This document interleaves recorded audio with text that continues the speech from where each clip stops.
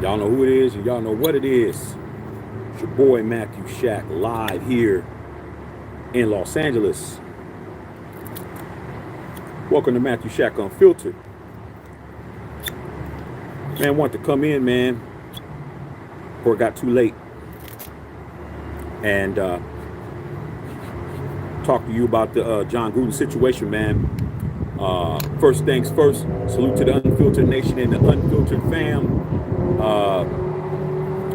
We were on maybe about 2 hours ago talking about some developments in the NFL. We had a bunch of breaking news, and we had Pete Carroll being relieved of his duties as a coach of the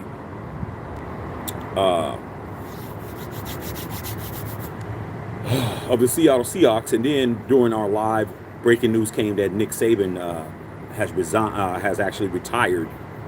And we had a lot of conversation about that. And then we were talking about Gruden meeting in front of John Gruden and the NFL meeting in front of the Supreme Court of the NFL. I mean, Supreme Court of Nevada.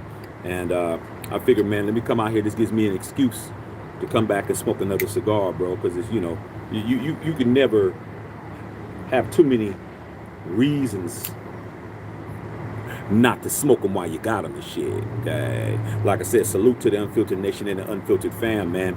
Make sure you guys check out that other video that I put up about 2 hours ago, man. So we're gonna talk about this real quick, man, before some of these basketball games really start getting good.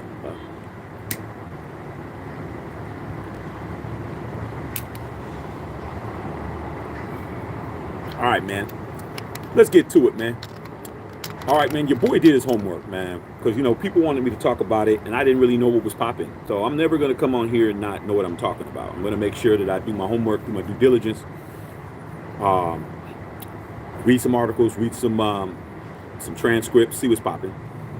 And John Gruden had his day in court, and the NFL had their day in court in regards to this arbitration situation. For a lot of you guys that may, understand what's going on, you already know that John Gruden was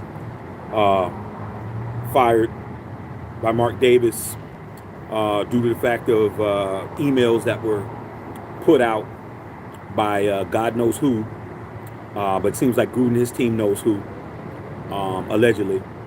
And, he's suing for unlawful termination and a bunch of other things. Invasion of privacy, all kinds of stuff.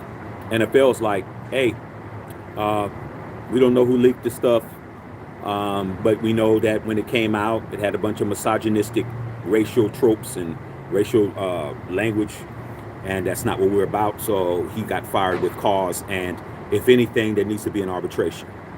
So the NFL's position is, we want to control the outcome of this situation, and that would be arbitration, which is what they wanted in the first place. Why would the NFL want arbitration? Because Roger Goodell would be the judge, he'd be the jury, and he'd be the executioner, which is exactly what the NFL owners, because you got 32 owners in the NFL, and those 32 owners are the boss of Roger Goodell. So Roger Goodell is pretty much when you walk by a junkyard and you see a big ass pit bull or big ass Rottweiler, their job is to police the situation, but at the end of the day, the dog is owned by the owner. So he's the watchdog, he's the police dog, he's the guy that's snapping at everybody, and he wants to be able to have John Gruden sit down in a room with just him. No juries, or no 12 juries of your peers. He'll sit down, he has the authority, he'll go over the case, he'll rule in favor however he rules, and whatever he decides to be that be the outcome, will be the outcome. If he says, hey, the NFL ain't guilty, you didn't prove your stuff, you don't deserve anything, John Gruden doesn't get anything, which is why he's going to the Supreme Court to make it be a trial. Gruden wants this to be in court. He does not want it to be in arbitration. Why? Because then the ball's in his court. Now you have to release information. You don't get to hold all the cards and then give me the card you want to give me. Nah, all the cards are on the table, and it's time to start lifting them up and showing people what it is. So the NFL don't want that. All right. So today, they have been, Gruden was initially given the ruling that he could take it to court, and it will be a jury trial. This right now is the NFL appealing it, saying, "Hey, man, nah, we don't agree. We want Chucky in a room with Roger, and we handle this internally." So it went to the Supreme Court of Nevada, all right, which is where John Gruden filed his grievance. And based on what I read from multiple sources, including a bunch of Raider beat writers that I respect, and I read CNN, and I read AP, and I read some other stuff because I want to get the whole story. It looks like the Supreme Court of Nevada found an issue with both sides. They found holes in both sides. They found holes in the NFL's reasoning for why it should not go to trial and it should stay in-house. And they found holes in John Gruden's case that it should go to trial rather than it go into arbitration. So based on what was being said, both teams had some faulty stuff popping off. Neither team was batting 1,000. Okay? So what's to be expected? Well, there's going to be a ruling within a month to 2 months. Okay? It's going to be a ruling between a month and 2 months to decide whether or not this goes to trial. Now, if it rules in Gruden's favor, it's trouble for the NFL. All right, let's make sure to get these likes up, man. Smash the like notification button, the bell. Man, let's run up these likes. Let's get it popping. If the Supreme Court comes back and says we find in favor of John Gruden, this case will go to trial. There'll be no more them appealing it. It'll be the Supreme Court of that, unless they want to try to take it to the Supreme Court of the United States. I mean, that could happen, but I don't think that's going to happen, but it could. But at that case, then those 650,000 emails that the NFL acts like doesn't exist will all have to be put in discovery and will all become public record. Every email. They pulled out 10 on John Gruden. Those 10 were very derogatory, very disrespectful, very misogynistic, very anti-LGBTQ community, and definitely very much anti-black. But with that being said, he wasn't an employee of the NFL, and even though that he definitely took a hit with me, okay, when it came to that. But hey, what did I got to do with him 10 years before he started working for you guys, and then you guys are hiding everything else? That's his point. The NFL is like, John Gruden was an employee of the National Football League, and we deal with our stuff with grievances with the arbitration method, meaning that if there's anything going on, we don't go to court. What we do is we in a collective bargaining agreement. We have Roger Goodell. You sit down with Roger Goodell. Roger Goodell figures it all out, rules however he rules, and that's law. So on the NFL side, the NFL, and this is in public record, the NFL, one of the things that the NFL is very angry about, they're very angry with the Raiders. Extremely angry with the Raiders. You hear that, Raider Nation? The NFL is not happy with the Raiders because they didn't like the fact that Mark Davis settled out of court, or actually not even settled out of court, but just made a settlement with John Gruden for the money that he owes, that Mark owes. Mark and John Gruden came with an agreement. Whether or not it's been paid or not, that's up to speculation. That just because you have an agreement don't mean that you wrote a check. But they came up with an agreement which took the Raiders out of the entire situation. So now the Raiders, they said that the Raiders are not standing with the NFL. The NFL is all the other 31 teams. Okay? If you're not a Raider, you're not Raider Nation, you're not with the Raiders organization, you are in law, you are suing John Gruden. I don't give a damn what team you name. If you're not the Raiders, you're suing Gruden. Okay, you're on the opposition of this situation because you're with the owners, you're with everyone else. They're mad because Mark Davis and the Raiders have refused to stand with the NFL on this situation, quote unquote, bro, quote unquote. Okay, they ain't happy that one of theirs is saying, "Hey man, I ain't in it. My name is Bennett. I ain't in it." Because if he was under contract with the Raiders and the money was still in lieu of payment, then he would technically be an employee of the Las Vegas Raiders, which would mean the Raiders were in on the lawsuit too. And they would be able to use anything that they needed to do to have the Raiders' information be in this lawsuit. They would subpoena any emails, any conversations, any type of situation that they can get from the Raiders situation that will benefit their case. That would be in their lawyers' hands. But due to the fact Mark Davis and John Gruden decided, hey man, let's go ahead and figure this out where I'm good. We don't know what the terms are, but we know that there is a legal agreement that there has been a settlement in the money that was owed to John Gruden. John Gruden was due, he had a 10-year, $100 million deal. He was the coach for 4 years, damn near really 3.5, but you know, rounded up. 40 million has been paid, 60 million was in escrow or in lieu of, and they came to an agreement that both of them agreed to, and it's binding. So John Gruden is not technically an employee of the Raiders. So the Raiders are out. Don't got nothing to do with me. Don't call me to no deposition. Don't subpoena me. None of that shit. Very, very good decision by Mark Davis. Okay? Not a great decision when it comes to the Raiders being in good standing with the NFL though. That's the key. Okay? Which is why maybe sometimes you still don't get the calls you want. Mark Davis took after his dad. That was an Al Davis move. The NFL is pissed. They want them to stand there and sue one of ours too. The league, Roger Goodell, and everybody else that's not us wants the Raiders to be right there suing John or stopping this.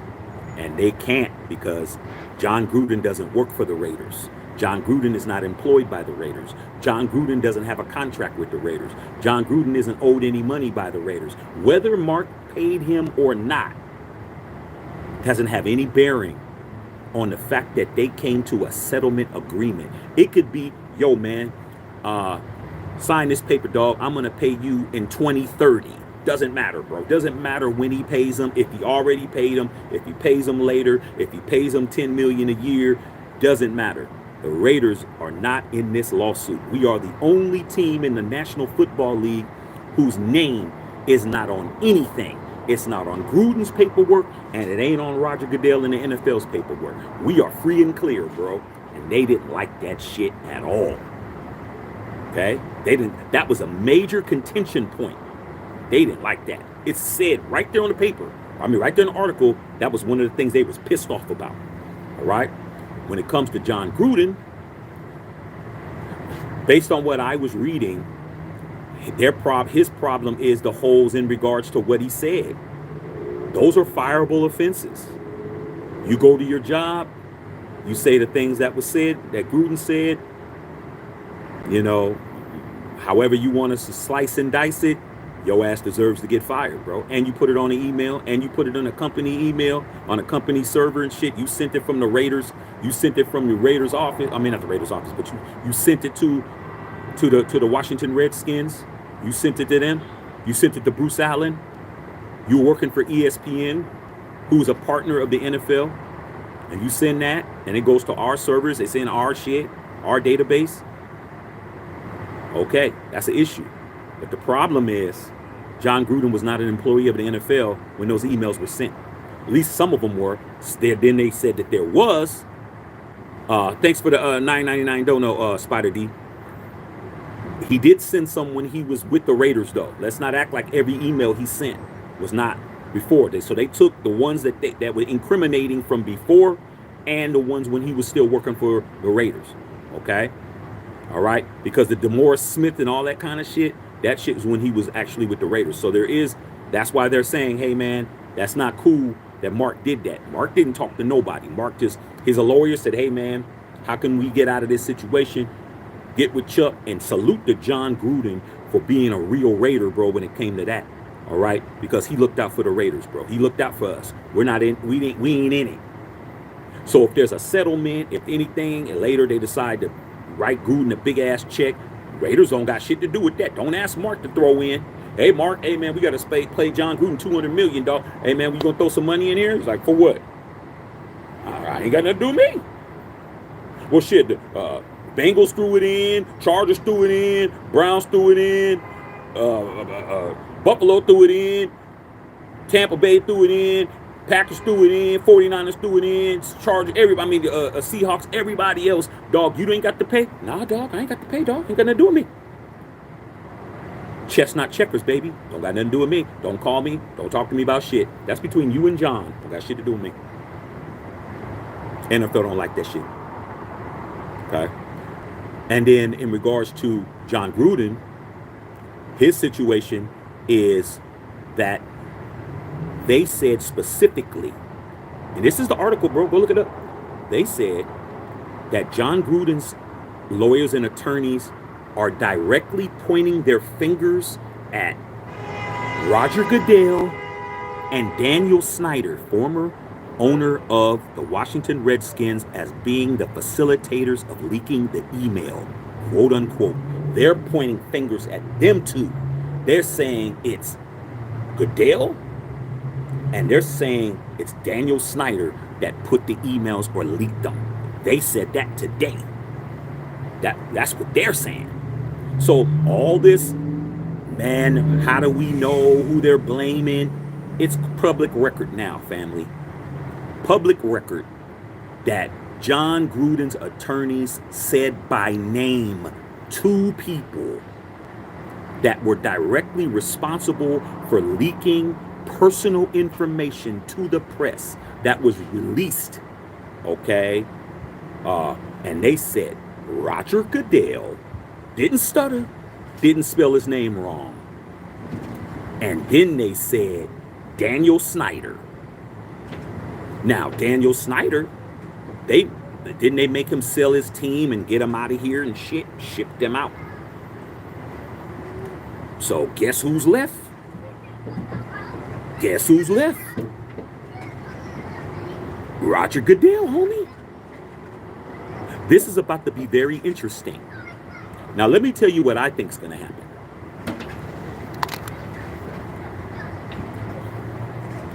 One of 2 things is going to happen.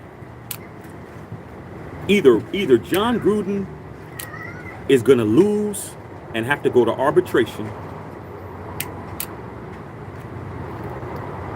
But you got to understand, they already ruled in John Gruden's favor. This is an appeal. He already won that. It should be in court now. But the NFL is going to go out scratching and clawing. They're either going to throw a flag on a Raider, allegedly. It's my opinion. My opinion, I don't have to be correct. I ain't there. I'm going to tell you what I think. They're either going to throw a flag on the Raiders and John Gruden, and, when we score a touchdown to win, they're going to say, holding, somebody who ain't on the field, 10-yard penalty, repeat first down. That's what they're going to do. Or if this shit goes and they say we're ruling in favor of John Gruden and it's going to trial, the NFL is going to open up a huge ass checkbook and write the biggest check that they ever wrote to try to get John Gruden to let it go. Those are the only 2 things that can happen. If John Gruden doesn't get this and they take him to arbitration, it's over for Chucky. It's over. Okay? The best that he can get, if the NFL gets control of this, the best he can get is, okay, John, It's on us. Do you wanna go ahead and put out a public apology? We'll let you coach again. We'll let you be a coach. Yeah, they'll probably do that. Say, okay, John, you know what's gonna happen. Roger gonna go in there. Roger don't like you. You called Roger the F word that begins with an F and ends with a T. He's definitely gonna give it to you. He's not gonna be nice. Why don't we just go ahead, save you some public embarrassment, let you go ahead and be a coach again. You can go ahead and you can be a DC somewhere, or if somebody gonna give you a job somewhere, we can do that. Save you the embarrassment. Or if you want to go through this whole process, we're just gonna say that you were in violation of all this shit, character shit, blah blah blah, whoop whoop whoop, and then just tell you're no longer eligible to be in the league, and you ain't gonna get no money. Flip side, John Gruden wins. It's a very good chance he will. They are in the state of Nevada. The Raiders are the only team in Nevada. They are the team in that state. They are in Las Vegas. Things can happen. And guess what? NFL is going to have to figure it out, because if John Gruden really wants to be gangster about it, he'll make them release all those 650,000 emails, and we'll start reading, and then Roger Goodell's going to lose his job, and there's going to be a bunch of owners got a bunch of scandals, allegedly, and it's going to be a problem. But John will never coach in the NFL again. The only way John coaches in the NFL again is that John goes ahead and settles this shit, ironclad non-disclosure agreement, come back to the NFL, take a big ass bag, let bygones be bygones, and leave it at that. That's what it is. That's what it is. We're going to find out in about a month or two. But the hearing's over. Now it's closed chambers. Now it's time to analyze and go through all that paperwork, figure out who's who. But I tell you this shit right now, the NFL don't want them problems, bruh. NFL is a tightly, privately held organization. It's not a publicly traded company. They can, as long as they can keep things in-house, they can keep it in-house, as long as they're not breaking no federal laws, and they're not breaking, but there might have been some laws broken. We all know that Daniel Snyder had a bunch of sexual allegations. That's not allegedly. He's not in the league. Okay, that were settled. A lot of different things were said, and it could bode not so well for everybody on the NFL side. Hey man, it is what it is. I want it out there. I want to know what's going on. I want to know what's going on with the league that I support. I want to know. I mean, I think you should know that, dog. If you're doing business with somebody, and you are doing business, NFL fan, you're doing business with the NFL. Oh, I don't pay to go to the games, Shaq. Doesn't matter if you pay to go to the games. Your eyes are money. They're paying for ads. When you watch a professional football game, you're gonna get commercials. You're watching those, whether you're paying attention to them or not. The Nielsen ratings is gonna get them a bag. Okay, you're watching it. It's that simple. They don't need you to be in the stands. That's just extra money. Long as your ass, that television revenue is popping off, and they got your eyes, they got their money. Okay? I want to know who I'm supporting. I want to know what it is. Okay? I want to know who's who. Very easy for all y'all to point your fingers at Gruden. Yeah, like I said before, Gruden, that shit that Gruden did, he ain't never going to be able to recover from that. Okay? But let's not act like he ain't better than, at least in my eyes, better than the guys that are trying to cover the shit up. Let's put everybody out there. Let's open up everybody's can of worms. Let's pull everybody's skeletons out the closet. Let's see. You want to act like your ass don't stink? Hey man, open the bathroom door. We're going to find out real quick. All right? I want to know. I really do. And I want to see people pay for it. Gruden's already paid for it. What can you do? It's not a criminal, it's not a criminal situation for Gruden. Gruden's not going to jail. It's civil. But what if those 650,000 emails have some crimes in it? Have some other shit in it? Hypothetically. Somebody might be going to jail, though. It won't be Chucky. Won't be Chuck. Okay, so that's what's going on, y'all. But hey, it's all about now. It's going to the judges now, bro. Like in a fight, going to the judges, bro. We'll find out who card, man. Who's about to be the champ. Okay, and we gonna find out real quick. But I'm gonna tell you, man, the NFL is mad at the Raiders, man. They mad, bro. Okay, you really think you're gonna win a Super Bowl, bro? With the NFL mad at you, dog? Al Davis did it, though. Let's not act like it's never been done before. 1980 Super Bowl. Al Davis was suing him in federal court. Won the Super Bowl. The guy he hated the most, Pete Rozelle. I was watching it on CBS Sports with Brent Musburger and all them mugs. Had to give him that damn Lombardi trophy. Did that fake ass act like he was happy shit. And Al Davis said, just win, baby. And he did win. But is that going to work now? I don't think so. Without the NFL's approval, you're not winning shit. Them days is over. Okay. So, I'm gonna read you guys' questions, man, but I thought I'd come in, mention that. I had to go do my homework, see what's popping. Plus, it gives me an excuse to come out here and smoke another cigar in my backyard, dog. Can't be mad at that. All right, let's see what's going on, man. See what's popping with y'all right quick, man. Okay. Appreciate all the donos, man. Thanks for taking care of your boy, man. I'm here to serve. I'm here to give you guys good game, good information, and keep you guys abreast of what's popping. All right. Big Daddy Murder, man. What's up? My guy, Raider Nation for life. It always is, bro. But the NFL's not happy with the Raiders, bro. Okay. Carl Sanchez, good evening, Shaq, Unfiltered Nation. You already know. Mondo Pep, sick of this lawsuit getting on delayed. Yeah, dog. I mean, that's what it is, man. That's what rich people do. They're not even rich. They're wealthy. Okay. They play the game. If this goes to trial, do you know how many years it's going to take? It's going to take years, bro. If this goes to trial, if they say, Gruden, you are, we find in your favor, you can have a jury trial. What do you think's gonna happen, dog? The NFL, they can start doing the whole appeal process all over again. They might even say, hey man, we're gonna appeal to the Supreme Court this time. They might do that. They got that kind of paper. They might say, hey man, this is unlawful and unjust. We're gonna go to the Supreme Court. You know how many years it's gonna take for it to get to the Supreme Court? It's gonna take at least 1.5 to 2 years to get there. Supreme Court is busy, bro. They got hella cases, like real cases that really mean shit. Civil rights, civil liberty cases, job related cases, health care. I mean, they got way more important shit than to be dealing with a bunch of one millionaire and a bunch of billionaires trying to go at each other. Okay, because that's what it is. All right. So we'll see. Okay. Hold on. Salute to the Unfiltered Nation. You already know what it is. Joseph Wilder. Goodell is a clown. Hey man.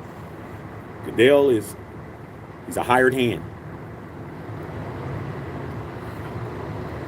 You know what Roger Goodell's salary was last year? He made $47 million last year. What does he do, bro? Besides just go to the game, sit in audience. He takes all the bumps and bruises, bro. He takes all of the weight. Okay, he's the face man. A lot of people really think Roger Goodell is like the king of the NFL. He's not, bro. He's a hired hand. He's the employee of the owners. Okay, that's what that is. All right. Daniel Berry Spurs, what's going on, big dog? Bo Long, everybody, make sure you're hitting that like button. Yeah, man, y'all being a little lazy right now. 75 to 40. Run the likes up, dog. It ain't gonna hurt you. It ain't gonna hurt, bro. All right. Run the likes up. Okay. Amos Broadnax, man, Gruden for hire. Hey man, Gruden is for hire, man. There's rumors that coming out of New Orleans, man, that they might be trying to put Gruden on the staff. New Orleans. My boy, like I said, man, my boy Ant Cuts, big Who Dat Nations fan. Well, Who Dat? There's only one nation, Raider Nation, whatever they call themselves, the Who Dats.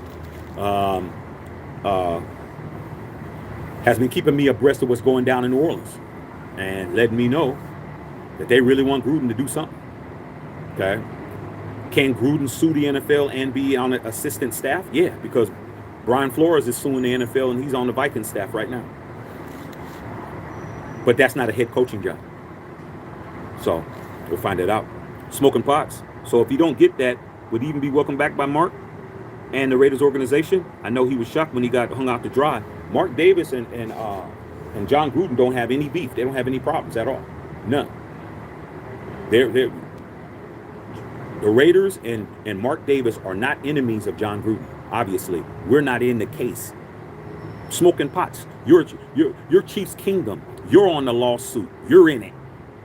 If there's a settlement, you and your boy Clark Hunt will be paying John Gruden. The Raiders don't have to do nothing. The Raiders aren't in the lawsuit. They're not named in the lawsuit. They're not eligible to be in the lawsuit because John Gruden does not work for the Raiders. And before this was filed, they settled their situation.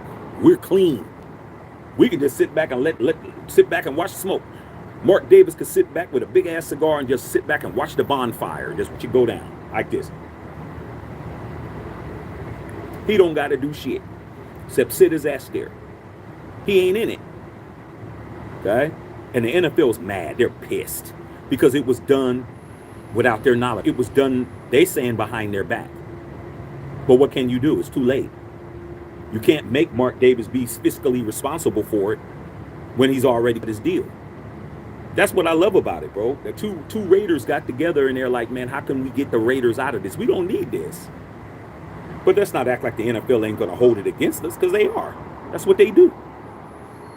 Okay? Mondo Pepless not as delayed. Boo, yeah, can't wait for the discovery. Hey, man. NFL, it's not going to even get there, bro. It's not going to get there. NFL going to do everything in their power not to make that shit happen. They're going to do everything in their power, bro. They don't want that. Because we're going to find out their dirty secrets. We're going to find out where the dirty draws are at. We're going to find out where the thongs are at in every stadium in the National Football League but ours. They can't do shit to us.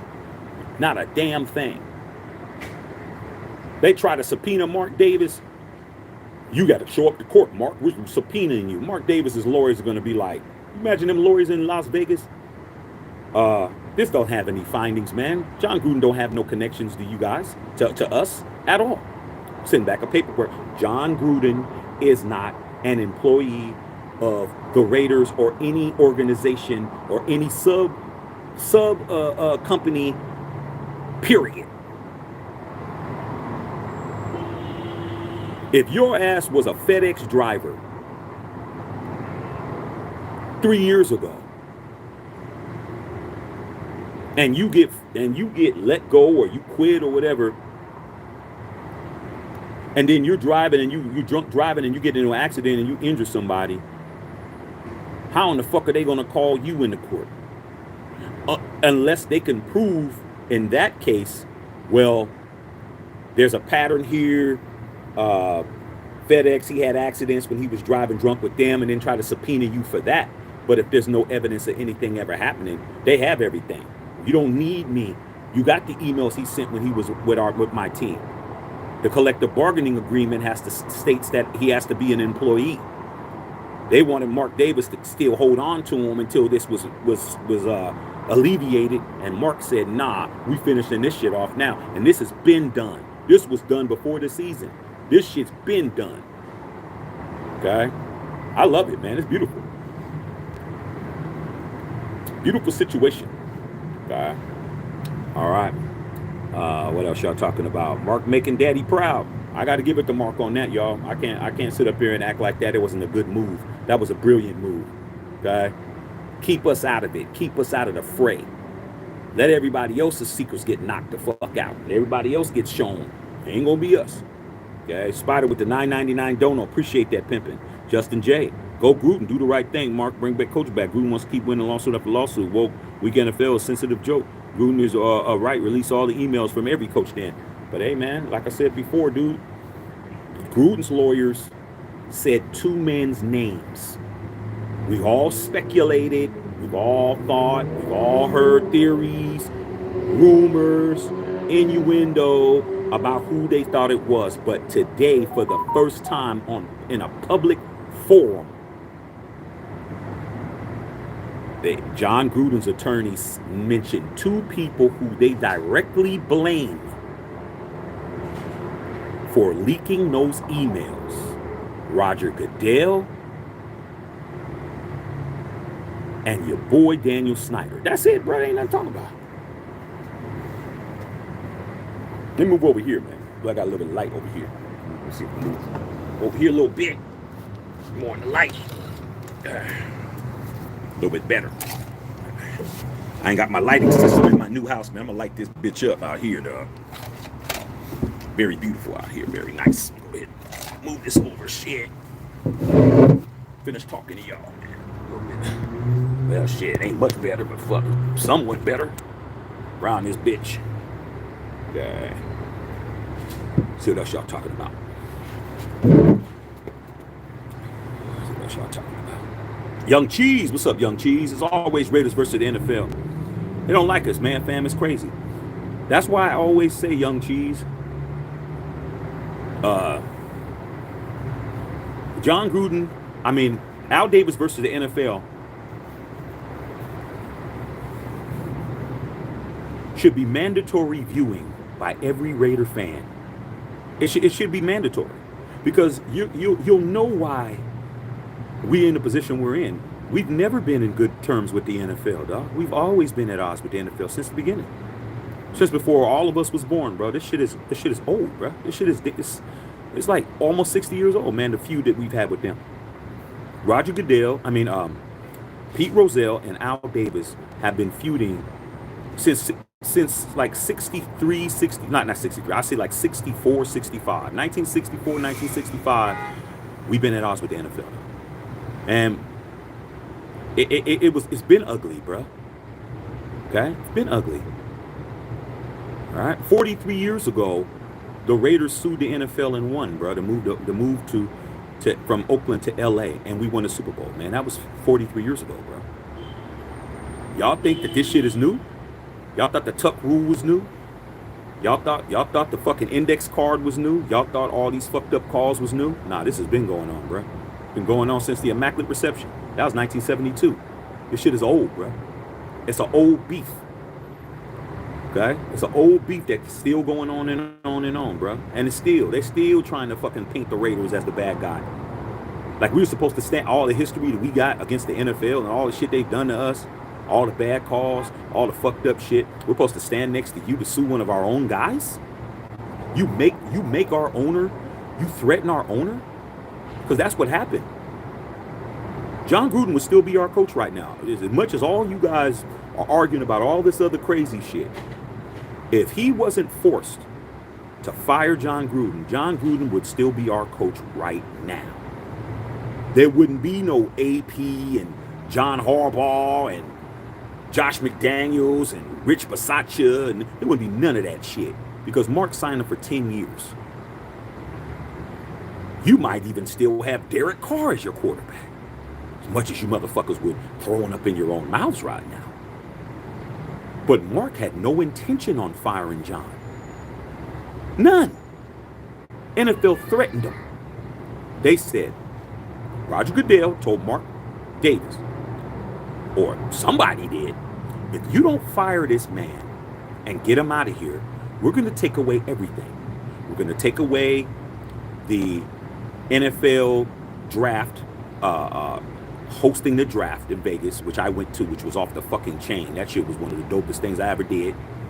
We're going to take away the fucking Pro Bowl last year. And we're going to take away the Super Bowl next month. What was Mark supposed to do? Mark did exactly what he was supposed to do. He called Chuck in the office. He said, man, damn, dog.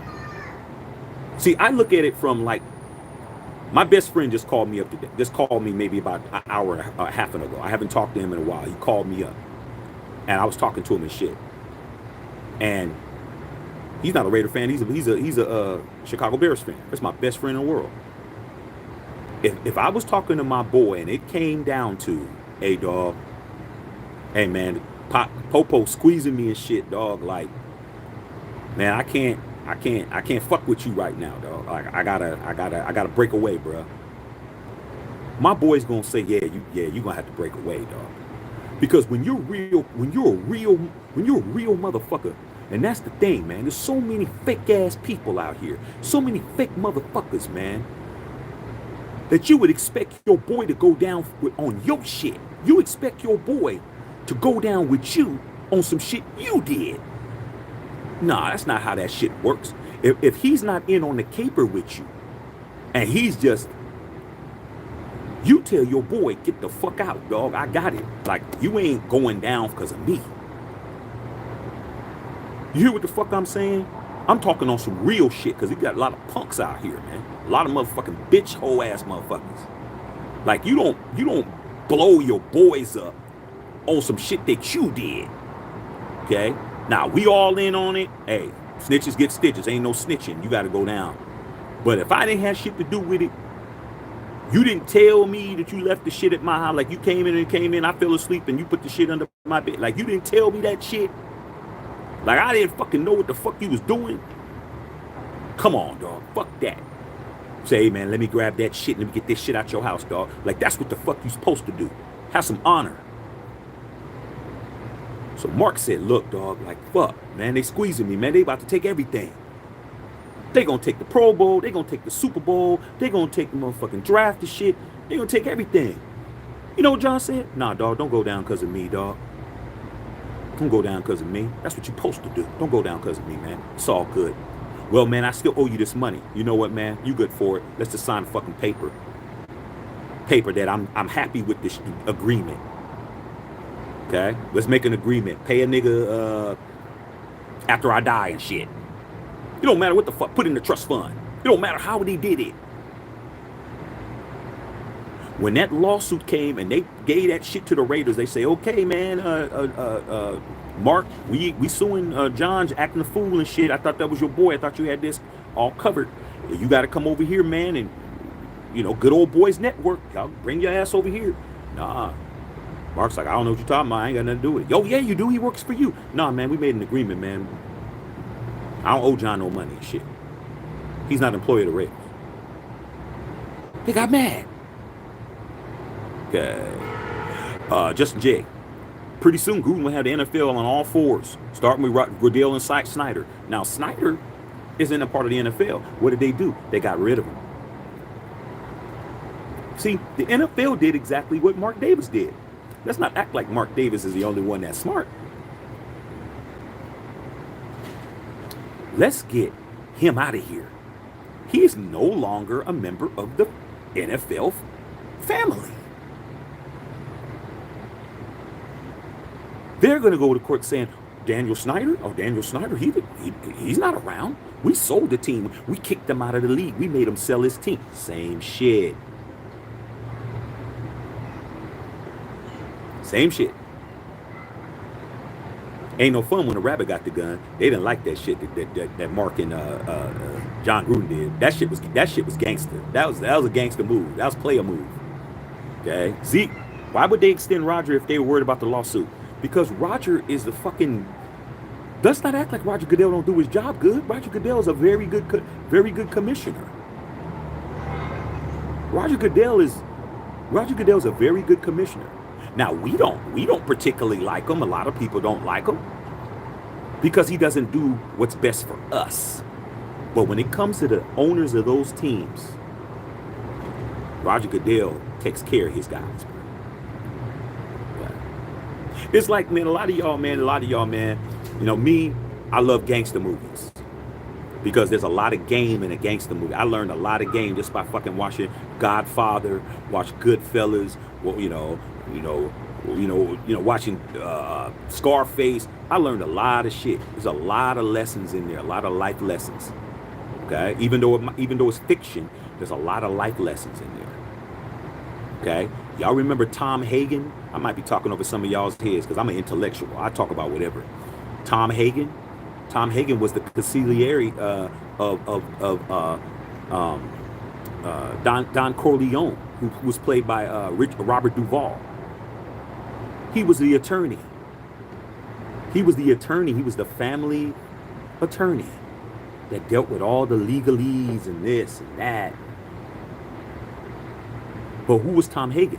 For those of you guys who may not watch The Godfather shit, a lot of that might be over y'all head. Tom Hagen was a little white kid who was friends with Sonny, who's the oldest, played by James Caan, who wound up getting killed. You know, I'm just talking those of us who know The Godfather know. But he took him in because he was an orphan, and he took him in. So Don Corleone took this kid that was not his kid and took him into the family and raised him. But due to the fact that he was, I think he was Italian, not Italian, he was Irish, he put him in law school. He got him to be the guy to go to law school, learn everything, come back to the family. Okay? And that's why when shit started going down, he would always tell Don Corleone all the legal shit. Da-da-da, da-da-da, da-da-da, da-da-da. Don Corleone, well, I still want to do this. Okay, well, this is how it needs to go down. Your ass need to send him to Sicily. You need to be over here. This needs to be there. We need to document you're here. When the killing goes down, your ass was 5,000 miles away. Your ass was 2,000 miles away. Your ass was 500 miles away, and they can't pin it back. That's the whole idea. So Roger Goodell is Tom Hagen. He's Tom Hagen.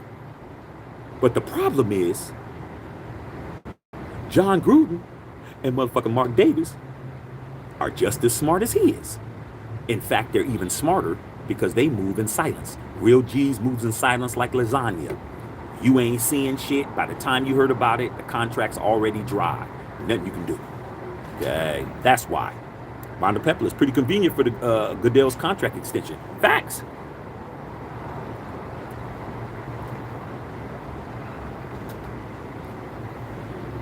Armando, it makes sense, man. Why would you not resign and take care of the dude who can easily flip on you? You don't bite the hand that's feeding you or the hand that's protecting you. Man, if the NFL said we're not extending you, Raj, and Raj says, oh, hey, man, I'm about to turn states, what we call turn states evidence against the NFL and go to Gruden's side and tell him everything, that defeats the purpose of having him in the first place. Resign his ass.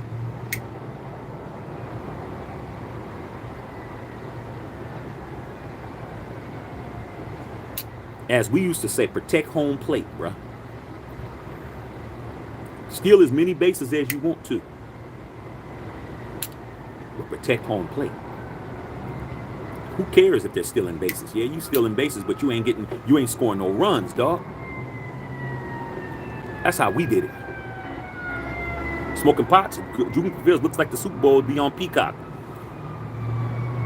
There's billions and billions of dollars, bro. It's not gonna get there. I just said it earlier today. Michael Irvin, his situation in his case, have you heard anything about it? Remember when he was accused of sexual harassment last year? Better move out their way. They ain't playing. Okay. Remember when he was accused of sexual harassment by the female employee that worked at the Hilton Hotel, and she said that he did X, Y, and Z, and he was supposed to work the Super Bowl last year, and he got knocked off the telecast, and he got fired from ESPN, and his whole credibility and his whole shit was all fucked up, and he just said, "I'm suing." Why do you think that shit happened? You think it's just because, how many sexual harassment cases happen? It doesn't happen when the girl who is stating this happened works for Hilton, and Hilton is the official hotel sponsor of the NFL, meaning that every time a team travels and goes to a team, they stay in the Hilton Hotel. That's billions of dollars of revenue. Okay? So they're going to stick by their people because they don't want to breach their contract. Our lady said it happened. It happened. What about your guy, Michael Irvin? Yeah, 3-time Super Bowl champion, Hall of Famer, but shit, is he worth billions of dollars of revenue? No. They pushed him out the pasture. When he decided to sue, they just left it there. Well, sue all you want to. The girl said you did it. We're going with that. Until all the evidence came out, till the video came out. I saw the video. That girl talked to him for 10 seconds and walked away. She walked up to him. Evidence on the video. Then they had the people that were around. Bunch of people who were just standing there. People who don't even know Michael Irvin. They were asking for autographs. She came up, interrupted. He said something. According to them, all he said was, "Oh, you work here? Oh, blah, blah, blah. Oh, thank you, blah, blah, blah." Had 3 or 4 witnesses saying that shit. Next thing you know, time to settle.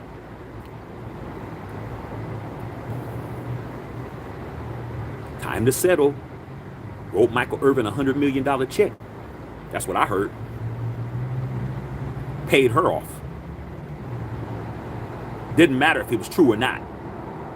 When you're wealthy, you just want shit to go away. You don't care about who's right, who's wrong, who did it, who didn't do it, who said it, who snitched, who didn't snitch, who wrote it down, who emailed it, who sent it, who gave it to the damn New York Times. Nobody gives a fuck. We're all fucking wealthy. It ain't worth our time. The attorneys are going to cost more than what it would cost to pay these motherfuckers. Give her fucking what she wants. Give her fucking 30 million. Give Michael Irvin 100 million. Let him go back and be on fucking Skip Bayless and shit. And that's it. Call it a day. We got football games to sell. We got jerseys to sell. We got banners to sell. We got time to be fucking around with this bullshit because we're not going to win. It ain't worth it.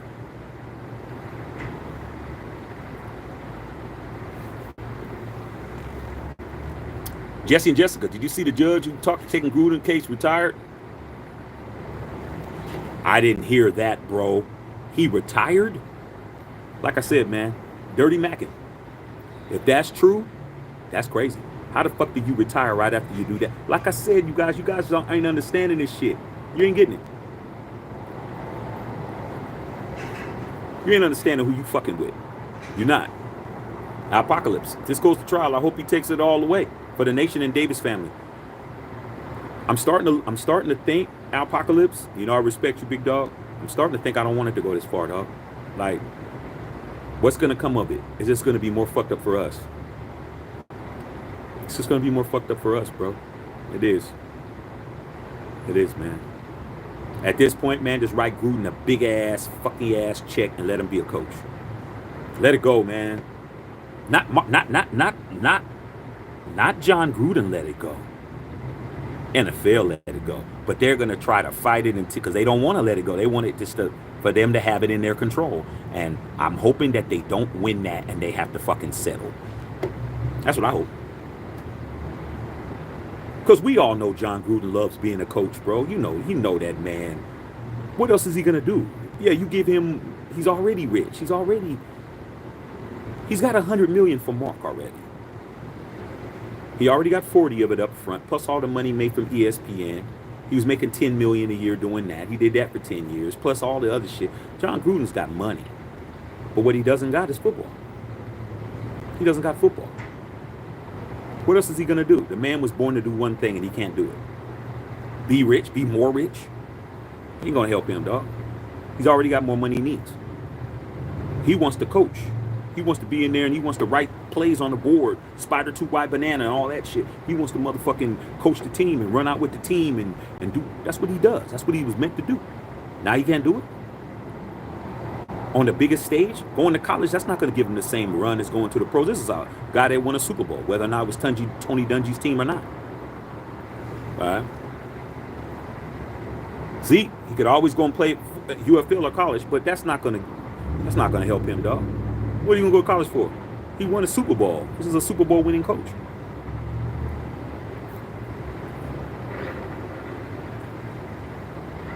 Like I said, man, if you had everything you wanted and money wasn't an object, what would you do? You'd probably do what you love to do the most. If money wasn't an object and you woke up in the morning and everything was met, all your needs were met, all your family's needs was met, you didn't have to do shit, you just woke up in the morning, what the fuck would you do? You'd probably do the thing you love the most. But what if you were told you couldn't do it? Then what? Can't do shit. You might be better off taking a little bit less money and doing what the fuck you want to do the rest of your life. Apocalypse. Al punked Rozelle after that Super Bowl. He absolutely did. Absolutely did. Just win, baby. He only said it one time. Al Davis only said just win, baby once. And he said it to Pete Rozelle. Never said it again. Never said it before. Never said it after. That's facts. That's why Just Win Baby means so fucking much. Okay? A lot of y'all don't know who you talking to, man. I know this Raider shit, bro. I've been in the nation 50 years. I grew up in the Bay Area. I grew up with the fucking, that damn stadium in there with Stabler and all them motherfuckers and John Madden and all them. I go back, bro. 74 on mine. 3 rings. I know what I'm talking about. I know this shit. This is what I do know. That Just Win Baby is the most important mantra that the Raiders have. We got Just Win Baby. We got pride and poise. We got commitment to excellence. Them other 2, they ain't more than Just Win Baby. Because he had just won. He won in federal court, got the right to move his team, and he won a Super Bowl. And you have to give it to me, motherfucker, in front of the entire world. We are the world champions. Give me my fucking Lombardi. You had no choice. You had to. And Pete Rozelle, go watch it. Go watch it. Go right here on YouTube after this and go watch Al Davis get that fucking trophy, bro. And look at Pete Rozelle. He had to do all, well, the excellence of the Raiders. He fucking hated Al Davis, bro. You think of the motherfucker you hate the most, and you got to give him your most prized possession, which is an NFL Super Bowl title. And then go see this same cat in an LA courtroom in the next day. Oh, he's mad as fuck.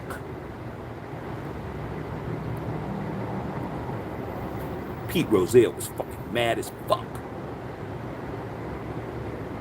And Al Davis. Britt Musburger was sitting right there, bro. Saying, Al, what do you think? Just win, baby. He's fucking laughing in his face. You guys don't understand, dog. That's the ultimate victory, is to see your enemy have to concede. I didn't even know, bro. I was young. I didn't understand we didn't have social media. We didn't know everything that was going on and shit. Like was I middle school or some shit? I'm just happy we won. I didn't know all the politics. I didn't care. But as me being older and me finding out all the information, I'm like, wow, that's some cold shit. That's some cold shit. It don't get no colder than that. That's cold, man. Cold shit. Town business. Nate Smith, what's good, OG? Just said, win, lose, or tie. Raider Nation till I die. You already know what it is. Richard Trooper, Goodell will resign. He is dirty. He'll have to. But he'll resign with a big-ass bag and a big-ass package and a non-disclosure agreement, dog. They ain't going to want him to go back unless there's some crimes that are committed. Can you imagine Roger Goodell being allegedly, I'm saying allegedly, YouTube, I don't know. Don't flag my channel. Don't come in doing it. I have no idea. I'm mea culpa. I know nothing. I'm just a small YouTube channel. I had to say all that shit, dog. Everything I say on here is all documented. YouTube following everything I say. Okay, trust me. So I'm saying allegedly. I don't know. Just my opinion. Now I say what the fuck I want. Imagine Roger Goodell, man, being on trial for some kind of harboring some criminal activity, bro. That'll be some shit, wouldn't it? The first commissioner of a North American sports league on trial. That wouldn't be good. Strike Vader. What's going on, Strike? Alfredo Raider. Investigate NFL and the refs are fixing games. All this BS calls too. Hey, man, that opens the floodgates for everything. I'm just saying, bro, if there's 650,000 emails, you got to understand that the NFL has servers. Like they always say, man, be careful what you put on the internet. It's gonna always be there. Okay? That sex tape you got with Big Shirley that y'all deleted is on somebody's server. Sorry. It's there. You're just not big enough for them to look for it. Run for president. Look like you're gonna win. Next thing you know,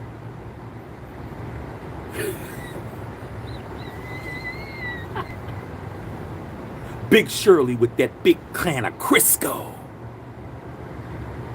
is gonna show up.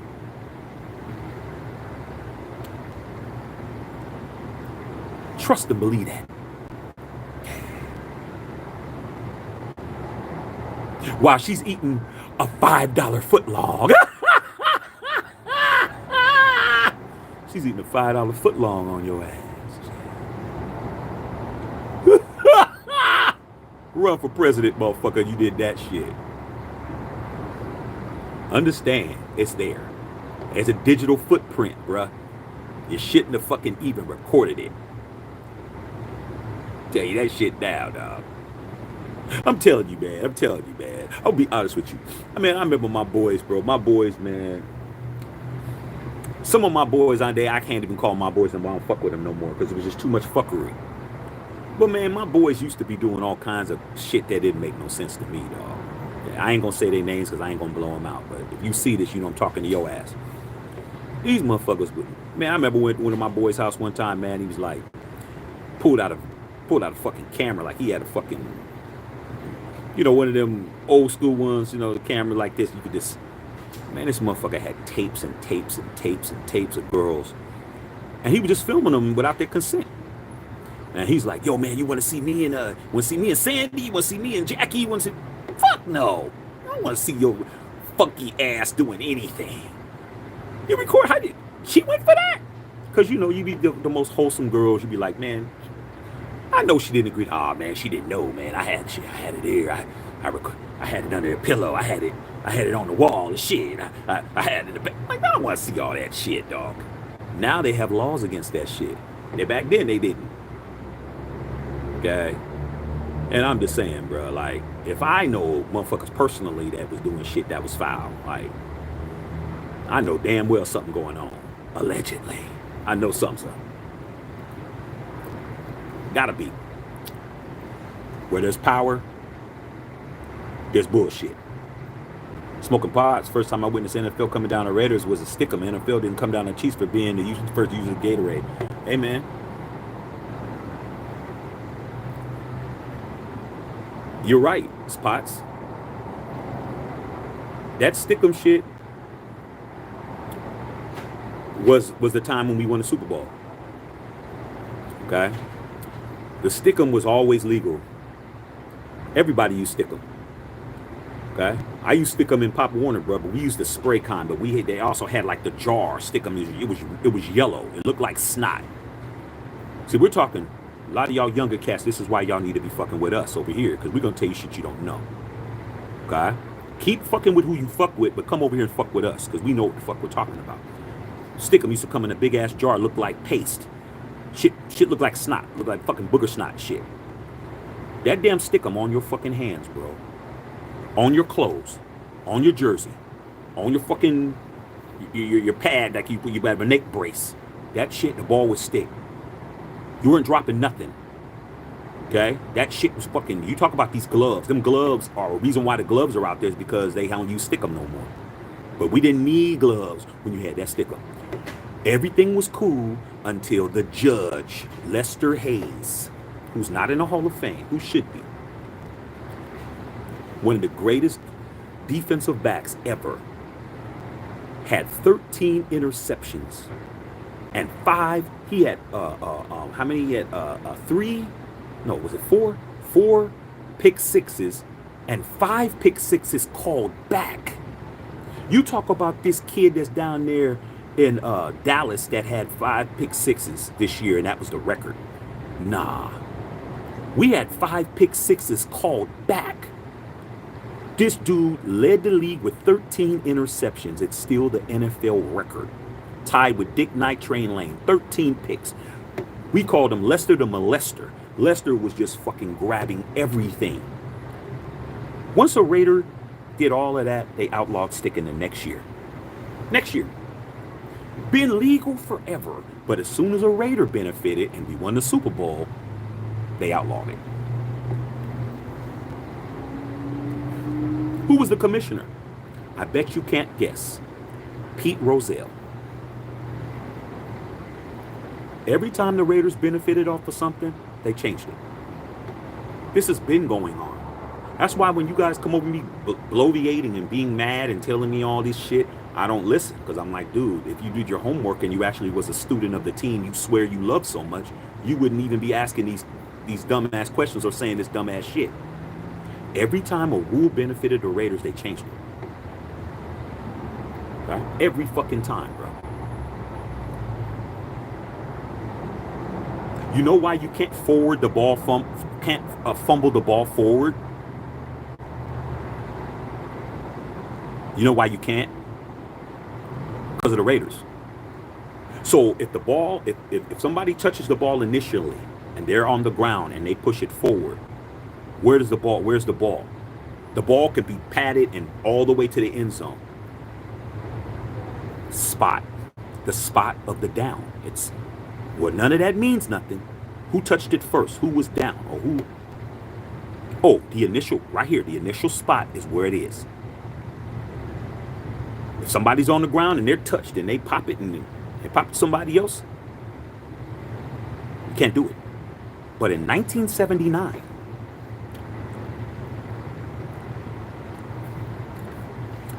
John Madden's last year's coach, a play that is in the NFL history books called the Holy Roller. The Holy Roller was against the San Diego Chargers. And it was at the end of the game. We were losing. Ken Stabler was in the pocket. He got hit. He fumbled the ball. The ball rolled forward. Dave Casper, Hall of Famer, picked the ball up. He was getting ready to tackle. He pushed it forward again into the end zone, and Pete Banaszak fell on it for the game-winning touchdown. We won the game. The ball was pushed forward 2 times. Well, actually 3 times. Stabler fumbled it forward on purpose. He was getting ready to get sacked. Dave Casper picked it up a little bit, got tackled, pushed it some more, got an end zone. Banaszak fell on it, touchdown. Holy Roller, go look it up. Next year, outlaw.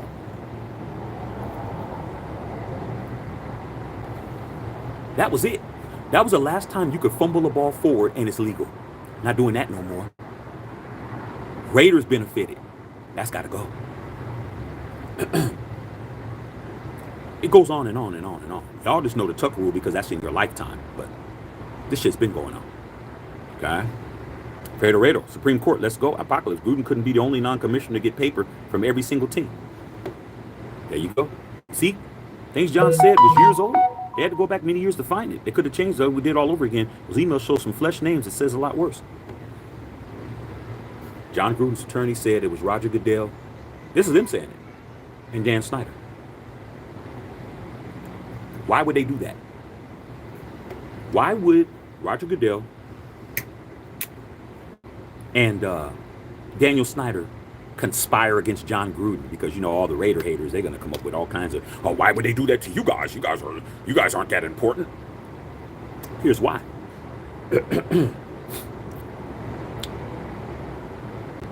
Daniel Snyder had so many sexual lawsuits, and a lot of them he settled out of court. There was at least 15 or 20 lawsuits or allegations. There was a bunch of shit. They settled a lot of shit. Okay? And Bruce Allen, who was the general manager, I'm just, do you see any notes, bro? It's my job to know my team and what's fucking popping. So when we get the trolls on here, they're just mad because they don't know what I know. I could talk this shit backwards and forwards. Bruce Allen, who's the son of what's George Allen. George Allen was a coach of the Washington Redskins back in during the time of Vince Lombardi and all of them, man. He's considered to be one of the greatest coaches in NFL history, even though he never won anything. But he was a great coach. His son, Bruce Allen, worked for the Raiders for many years. He worked with Al Davis for many years as a GM for the Raiders. Maybe like 15, 20 years. Bruce Allen and John Gruden, very close friends. So when Bruce Allen went back to the Redskins, him and John would be talking when John was on the telecast at ESPN. They would be sending emails back and forth. John Gruden is sending emails from his personal email account. It's like a Yahoo, Gmail, Hotmail. But he's sending them to Bruce Allen, which is going to his Bruce.Allen. I'm just saying some shit. Bruce.Allen at Redskins.com or whatever the fuck. So it's going to his server, but it's his personal emails. That's what Gruden's saying. Gruden is saying, it doesn't matter what the fuck I said. Gruden's saying that's my own personal email, my own personal email account. That's what he's saying. I didn't send it from ESPN. I didn't send it from this NFL. I sent it from my own personal shit. Chucky.fuckall at yahoo.com. You can't be using my personal shit. And they did. Because they said once it went to our server, it's our property. That's what they're saying. So they were talking about a lot of shit. Okay? And what's the best way to get people to not pay attention to what the fuck you want them to pay attention to? Hey man, look over there.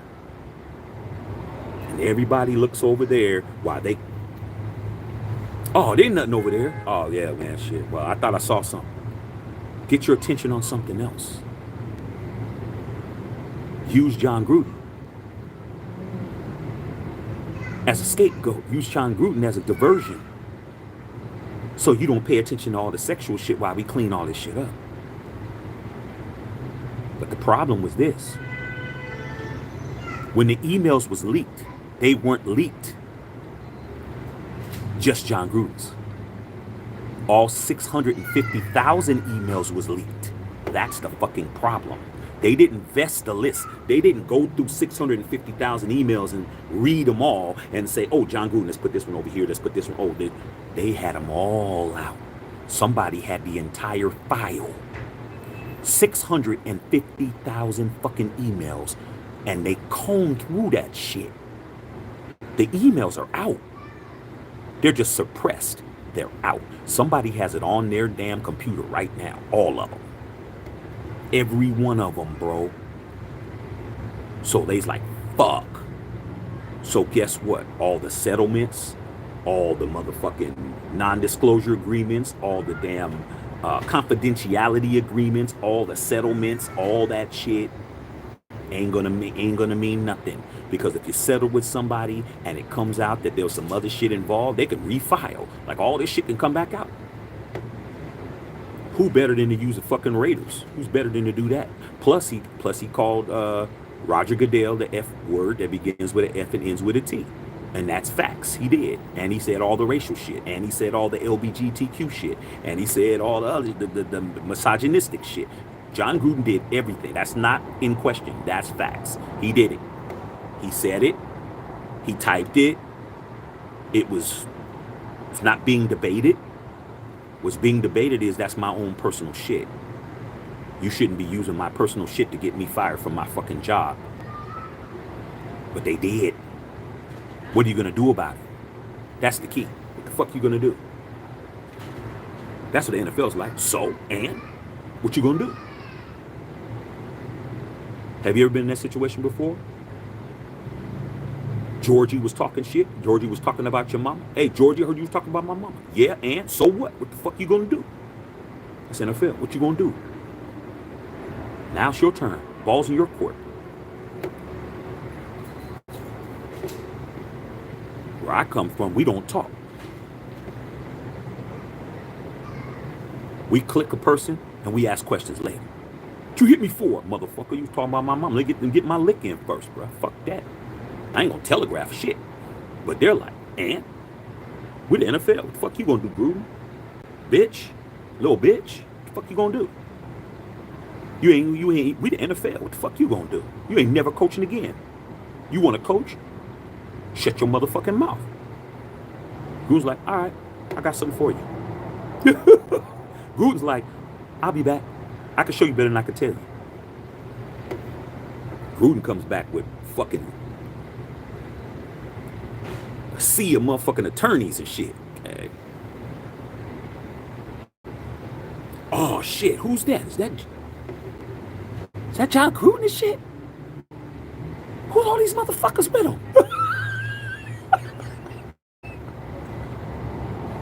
I'm gonna go get my big brother. I'll be right back. They in a dog fight now, dog. NFL's in a fucking dog fight. They should have left Chucky alone, bro. They fucked up.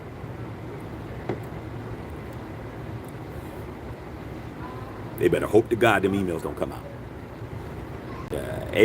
Daniel Snyder said, Daniel Snyder's a snake. Daniel Snyder is sitting in Croatia right now on his yacht. He sold the Washington Redskins for $8 billion.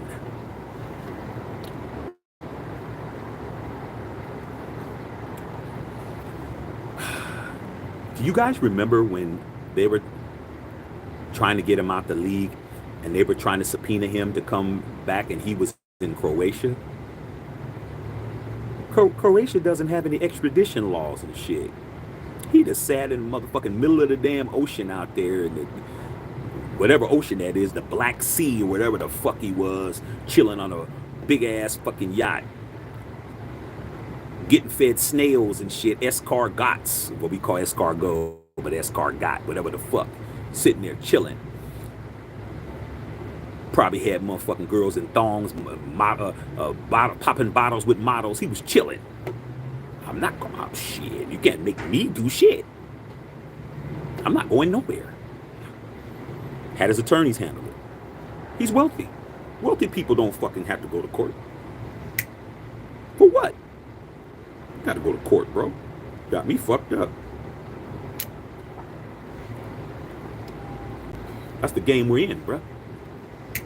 We ain't talking about millionaires. We're talking about billionaires, dog.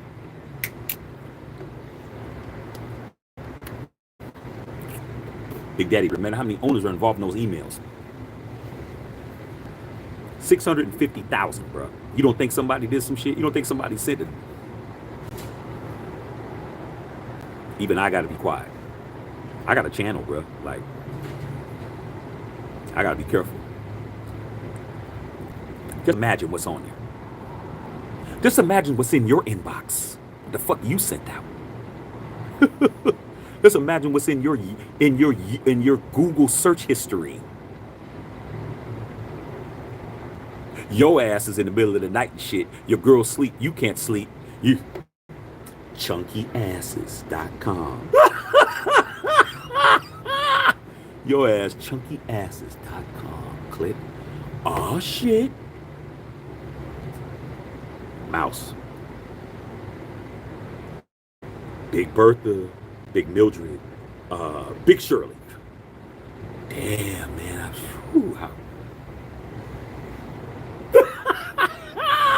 Your ass looking over your shoulder. Imagine what's on your fucking work shit.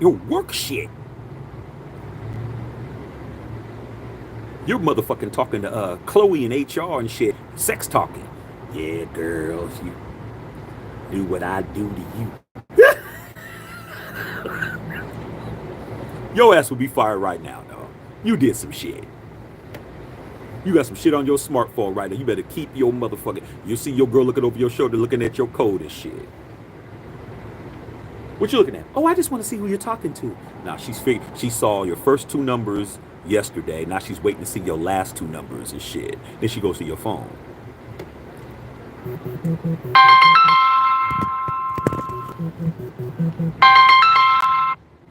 That's my boy Ant Cuts, man. He gonna realize I'm on there.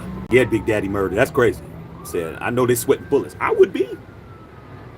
If I was them, I'd be shitting bricks. They don't respect Gruden. They don't respect Mark Davis, but they respect that damn court. They respect the court. Everybody respects that. Let these sirens get too close to you and you doing some shit. You know why I ain't tripping? Because I ain't doing shit wrong. That's just a fucking fire. That's just a siren going by my house. I don't give a damn. I'm in LA. This siren's going all day. But if I was doing some dirt, I'd actually be getting up looking doing nothing wrong. So I'm sitting in my backyard smoking a cigar. What the fuck they gonna do to me? I ain't. Lord, I agree with you, Shaq. Every Raider fan should watch part of our history. But like I said before, man, they want to come in and like they know it all. You don't know it all, bro. I don't even know it all. I don't know. I know a lot. I don't know everything, but I know a lot of shit. I can tell you probably I don't know, but there's people that know more than me. I bet you John Gruden knows more than I do too. I bet you Mark Davis knows more than me. I guarantee they know. But the shit that I do know, I can speak on. Jenny Castillo going on. Jenny. See, I love when the ladies on here. Jenny, you need to sub the channel. Okay? Exactly. Gruden and Mark are tight. They've been friends for a long time. He'd still be there. That's it, man. A lot of people, man. Women understand loyalty. It's very seldom. The only time women don't understand loyalty is when they're in competition. If women are competitive, they're competitive about some shit, they'll take you out. But you'd have to really be somebody that really did some shit to them. Like, women stick together. Okay, it's natural. That's what they do. Because they live in a world with a bunch of men who can't be controlled. So women will always form Voltron on your motherfucking ass. They don't even need to know you. They just need to know of the situation. Okay? But men, ain't nothing dirtier than a dirty ass dude. Nothing dirty. Motherfucker be your friend your whole life and fucking do some foul shit to you for no fucking reason. Snitch on you, sleep with your baby mama, sleep with your wife, do this, do that, snitch, do all that, do all kinds of foul shit. No, for no reason, bro. Just because they can. But a motherfucker who's fucking with you, there's nothing you can do. If you got a real one that's fucking with you for real, a real fucking friend, he got you. He got you. All right? I'm one of those. But all my boys know I ain't going to jail for your motherfucking ass. If I ain't in on the caper, don't fucking involve me in shit. I don't want to know nothing. Don't tell me shit. I don't want to know. Okay? My boys know that shit. Okay? Don't tell me nothing, dog. And have me involved with it. Tell me when that shit is over. Okay? Tell me when you get back from Quentin. Tell me what happened. Okay? I don't want to know. I don't want nobody fucking subpoenaing me. I'm not going to jail for none of you niggas. Period. Don't tell me shit. If I ain't in on it, if you didn't call me at the beginning and Shaq, we're doing this and this is the plan and I executed it with you, then yeah, then it's different. But don't get in my car. Motherfuckers knew that shit. Don't get in my car riding dirty. None of your shit. Motherfucker, what's in your pockets? Don't come in there with me with none of that shit. Don't get me involved in none of your situations unless I know in advance. Give me an option. If we going to run down on some motherfuckers, tell me that shit. Don't fucking just pull up and jump out and then I gotta fucking figure it out. I'll fight, but damn, I need to know what the fuck happened. You know, tell me. Okay. JD, what's going on, big dog? Saints offensive coordinator. I think something's gonna happen with that. Okay. I see you. Okay. Yeah. Hey JD, you gotta do what you gotta do, bro.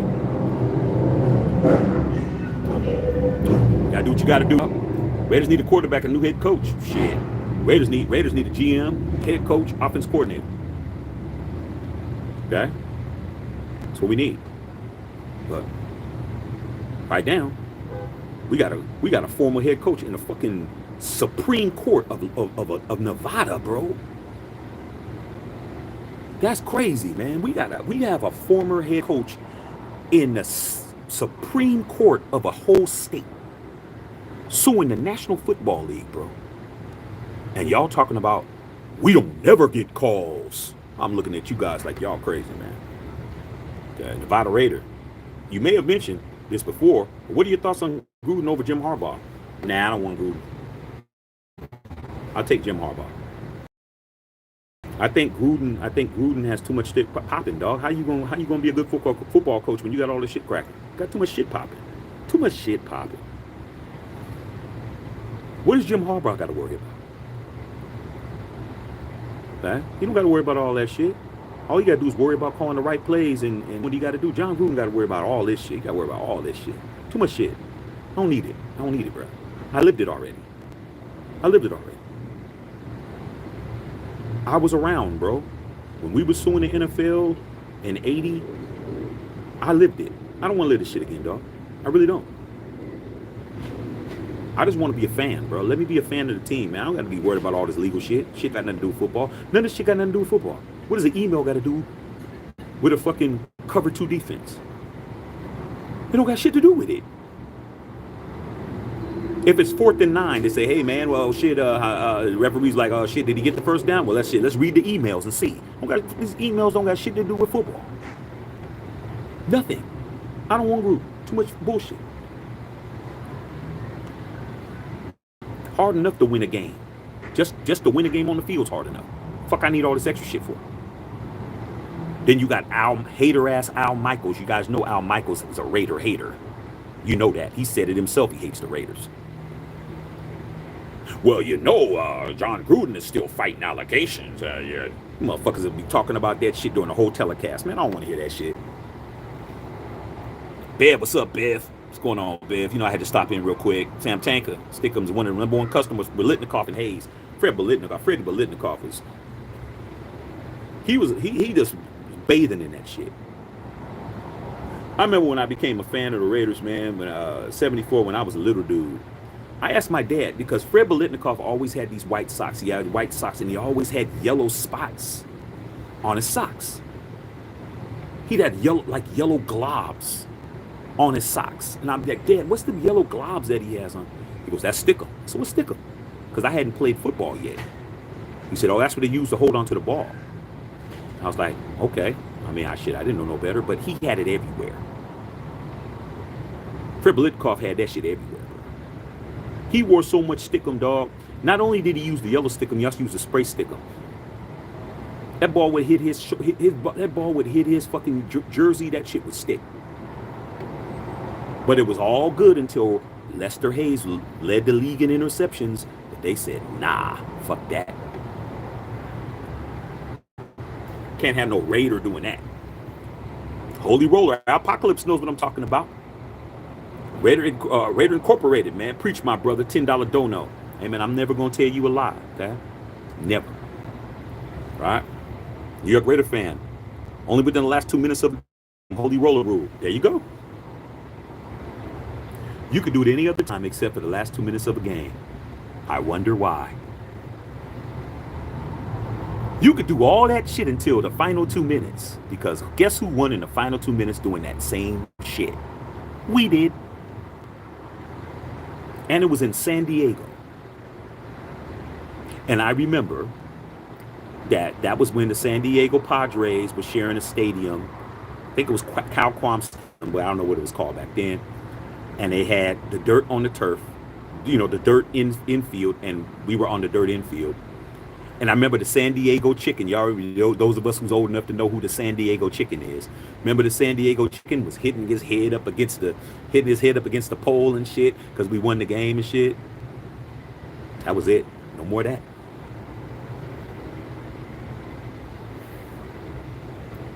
Y'all really thought it started with the Tuck rule. That shit started with the Immaculate Reception, 72.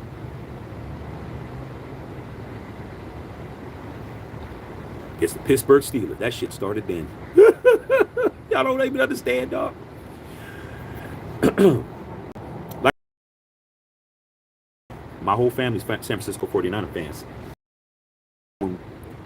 I moved to the Bay Area when I was 2 years old.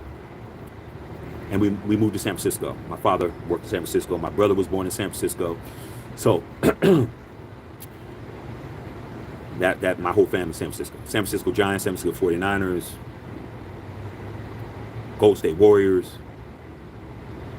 I'm the only person in my family that says, nah, I'm fucking with them guys across the bay. I went against my whole family, dog. I'm like, I'm good. This shit's not me. Okay? I'm trying to tell you, dog. I know what the fuck I'm talking about. When it comes to this shit, I know what I'm talking about. The first football play, I asked my dad about it just a week ago. The first football play I ever remember, and you talk about being small, was the Immaculate Reception. I wasn't even a fan of football. All I remember is my dad watching the game with his boys or people he was in there, and they were fucking going crazy over this call. And I just remember them talking about it. I remember them showing the replay, and I remember I remember my dad and their boys where they were all, man, of bullshit. Oh no, that was a legal play. And I just remember that part. And I asked my dad, I said, Dad, I said, man, Dad, do you remember the Immaculate Reception? He goes, yeah, I was watching that game. My dad is like, yeah, I was watching that game with da-da-da. I said, Dad, I remember that. I remember you guys arguing about it. I didn't know what Immaculate Reception was. I just remember talking about it. He's like, yeah, you did come in there. You didn't know what was going on. I said, yeah, I didn't know what was going on, but I remember that. That's my first NFL memory is that. I wasn't even a fan of the Raiders. I didn't know what the fuck was going on. I just remember they was in there going crazy over the fucking call, bro. Do you know that cost us a fucking Super Bowl, bro? That was a divisional game. Do you guys motherfucking know that shit, that first fucking shit? You guys talking about the Tuck rule? Tuck rule was 41 years later. Fuck are you talking about? 40 years later. Yeah, about 41 years later. This shit's been going on. It's been us versus everybody. Been us versus everybody. I've always told you guys that shit. That was the first memory I ever had. He's like, damn, you remember that? I said, I just remember y'all going crazy, and I remember, all I really remember is Franco Harris picking that ball off the ground. That shit hit the ground. That shit was illegal as fuck. So when I got older, I started doing my homework, and I started watching the video and seeing it. You know, you see it. They said that's the greatest play in NFL history is that play against us. The greatest play in the history of NFL is the Immaculate Reception versus us. We lost on a fucked up play. And y'all think the NFL has love? Nah, they don't love us, dog. You picked the wrong team if you want to be loved, homie. You better go put on Chiefs Kingdom. You better go to Chiefs Kingdom. You better go somewhere else. You came over here to get your ass rubbed. You ain't getting your ass rubbed in Raider Nation, bro. This ain't for Rudy Poots and Poot Butts. And my daddy was a fan, so I'm a fan. You better be a fan on your fucking own, bro. Your daddy got rings. You better be a fan because you want to be. Don't come over here thinking it's sweet. It ain't. It's hella fucked up, to be honest. Every time we got a fucked up call, somebody else won a Super Bowl. Every fucking time. That 72, I did my homework. Pittsburgh Steelers beat us. Pittsburgh Steelers lost to the Miami Dolphins in the AFC Championship game. They won the Super Bowl. I became a fan of 74. First year I was a fan of the Raiders. Ken Stabler was the first Raider to ever be the MVP of the entire NFL. Okay, that was the see it. Remember the see a hands game? I remember watching that. Okay, against the Miami Dolphins. That shit worked in our favor. Okay, we go to the AFC Championship game. We beat the defending champion. Well, they weren't the defending champions at that time. We beat them. We go to the AFC Championship game. My first year as a Raider fan, we lose to the Pittsburgh Steelers. They win the Super Bowl, 74.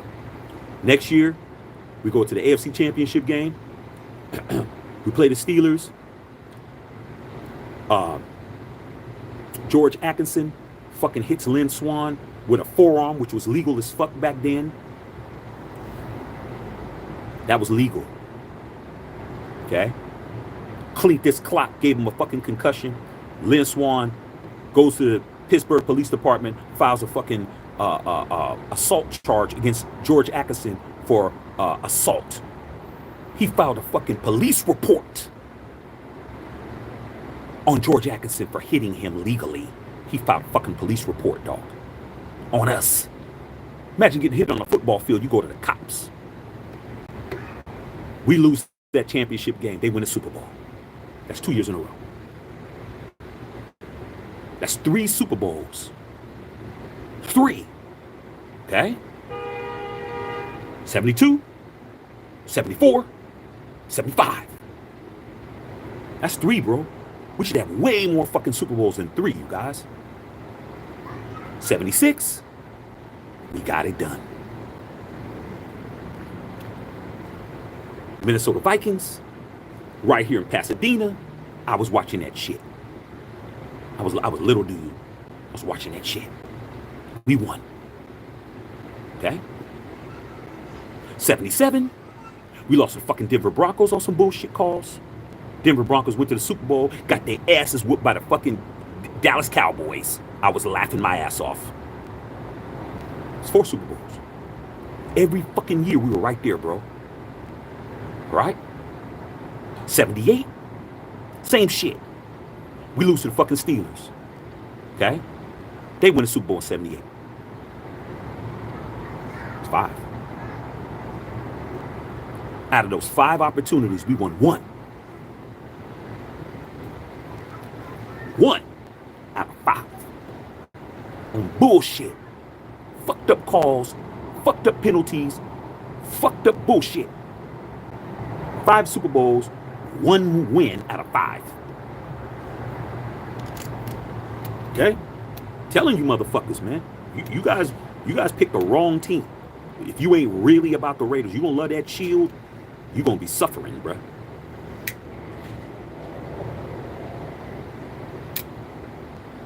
'79, Steelers win again. John Madden retires. John Madden retires. 80, we hire the who? We hire the assistant coach. You think we hired somebody else? We hired Tom Flores. We go to Super Bowl, we win. That's 2. That's 2 out of 7.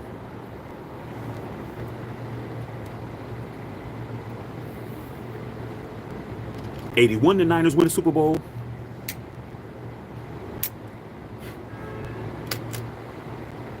'81, '82, they win the Super Bowl. '82, '83, '83, '84. '82, strike season. Strike. Only played 10 games. Raiders went 9-1. We went 9-1 in a strike. Have you guys ever seen an NFL strike before? You ever seen picket signs in the NFL? Do you ever see us not play 16 games in your life? I did. We played 10. We went 9-1. We had the best record in the NFL. We didn't go to Super Bowl.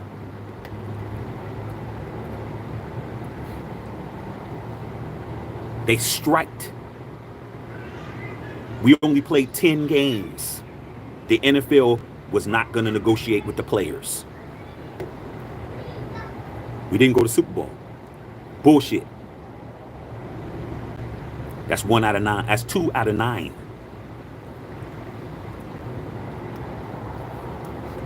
The next year, we win the Super Bowl.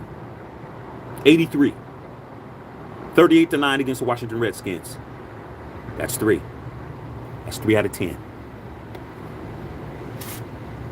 So in the 3 Super Bowls that I have, my 3 rings on my fucking fan right here.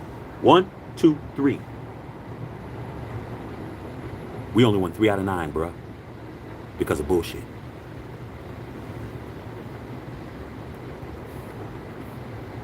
Since then,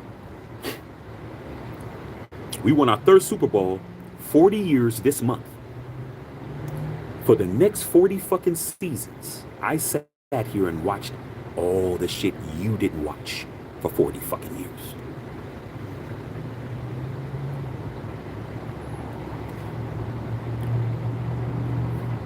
That's the difference. I've legitimately watched 40 complete fucking seasons and the Raiders not win shit. But luckily for me, I had 10 more before these last 40, or I wouldn't have any.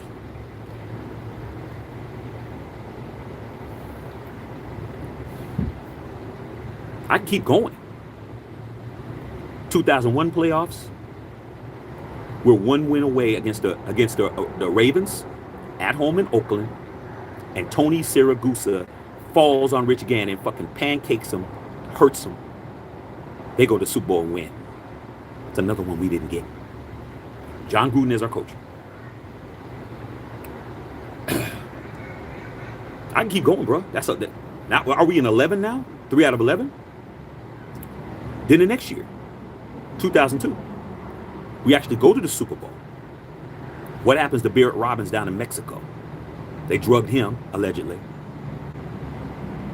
Rich Gannon throws 5 fucking interceptions and 3 pick sixes in the Super Bowl. We lose that. That's 3 out of 12. You don't even want to talk about the Tuck rule. We ain't even there yet. We're not even there yet.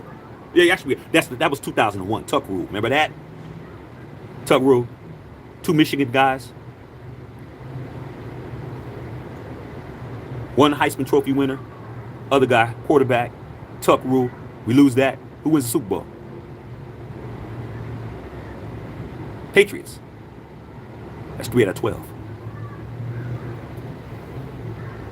So you mean to tell me we had 12 opportunities to either go to the Super Bowl or win a Super Bowl,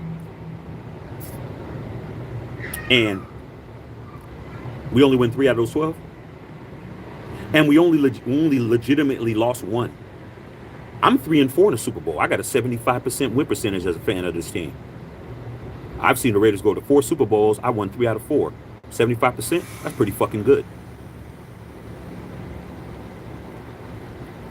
I have a winning record. I'm 3-1.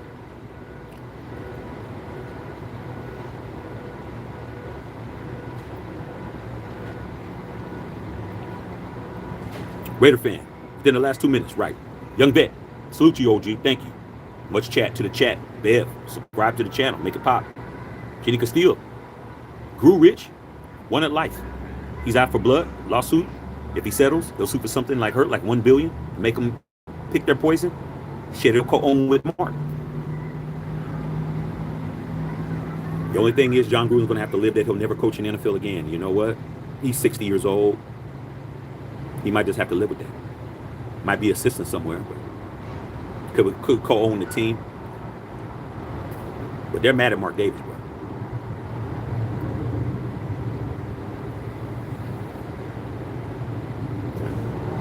Egalitarian. You already know, bro. My name. Smoking pots. Political was the first to be called out on it. Study was done. 37, Lester Hayes was the guy on the roof came down on. Oh, yeah. Freddie B was the one that showed Lester Hayes how to use the shit. Freddie B was the master. It's like baseball with Gaylord Perry and them guys, the Perry brothers, man. Them dudes always was throwing spitballs. Them motherfuckers had, under the bill of their helmet, they had motherfucking Vaseline and spitballs and all of that shit. This shit is not new, man. Just new to you. Gilbert Batista. When is the case heard? It's already heard. Today, it's already done. It's just a ruling, waiting for the ruling. It's over. They had a hearing today. That's it. John Carl said, good shit, Shaq. That's what I do over here. Y'all should be telling everybody. This channel should be fucking flooded. Young vet, do you have a Cash App? Yeah, I do. It's Shackster, SHACKSTER 21. That's my Cash App. SHACKSTER 21. All one word. That's my Cash App. I need to put it up here. Bev, can you put it up there with the little $sign? And that's my Cash App. Put the cashapp.com, blah, blah, blah, blah, blah. It's $sign SHACKSTER 21. That's my Cash App. I need to start using that. Jenny said, allegedly. That word will save you.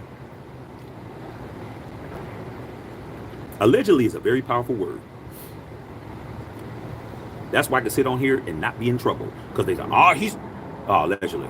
I don't know. Allegedly means that's what I heard. I don't know. I wasn't there. I have no idea. Okay. Young vet. She better not be touching anything on board. Facts. YD. Thanks, Uncle Shaq. You already know. You already know, nephew. I got you back. Got it. Sure enough. Tell me what you think about Patrick Graham, head coaching job. Listen to the language he speaks. It's the NFL language of today, which is what we need.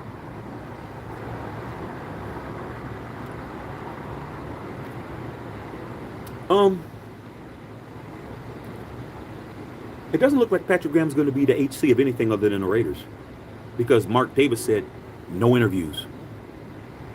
Don't talk to my guy. Don't talk to Pat. Don't talk to PG about nothing. I was very shocked. I'm very shocked that Mark Davis put his foot down and said, "Nah." I think PG's there just in case. Hypothetically, if John Harbaugh decides not to go and AP decides to fly the coop, we got Patrick Graham. I don't think he just holds on to Patrick Graham just because. That's just me.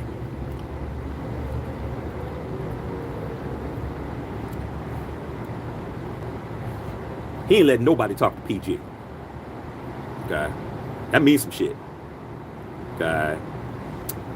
Young kid. Only Harbaugh would I can consider John. He's the better one. Hey, man.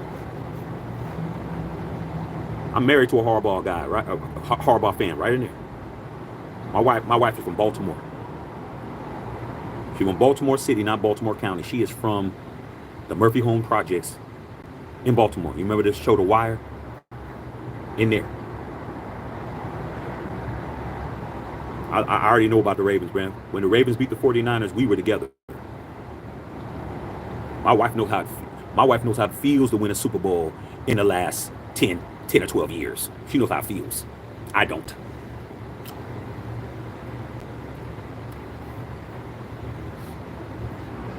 I know how it feels to see my wife jumping up and down with her Ray Lewis jersey on, winning a whole Super Bowl, and me just being happy because she won some shit. But she hasn't seen me win nothing.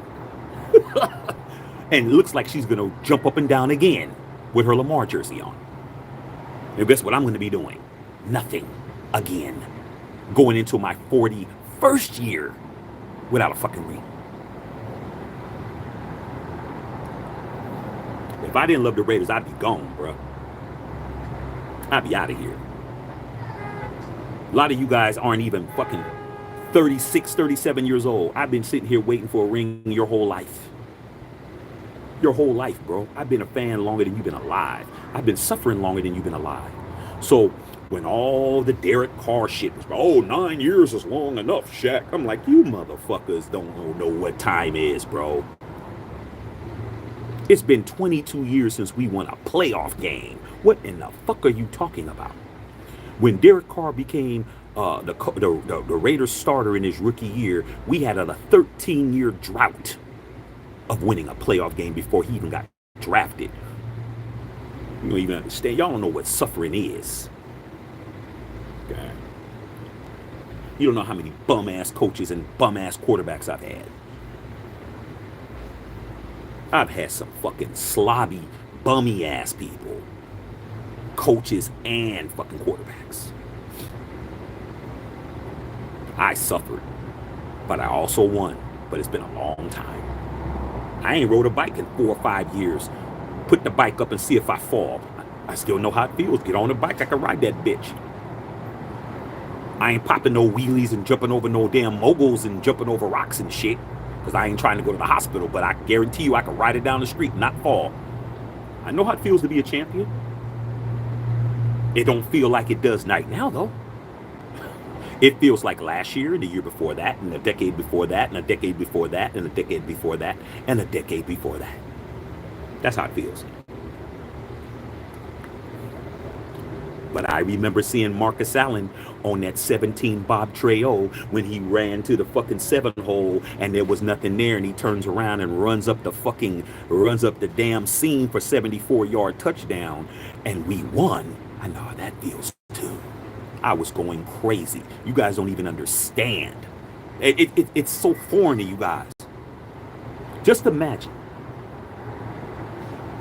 if the game was on the line and we were playing the Super Bowl this year and Josh Jacobs got the ball, ran to that side of the field, nothing was there, reverse field, ran up the seam, ran 74 yards untouched up the gut for a touchdown, what you would be doing.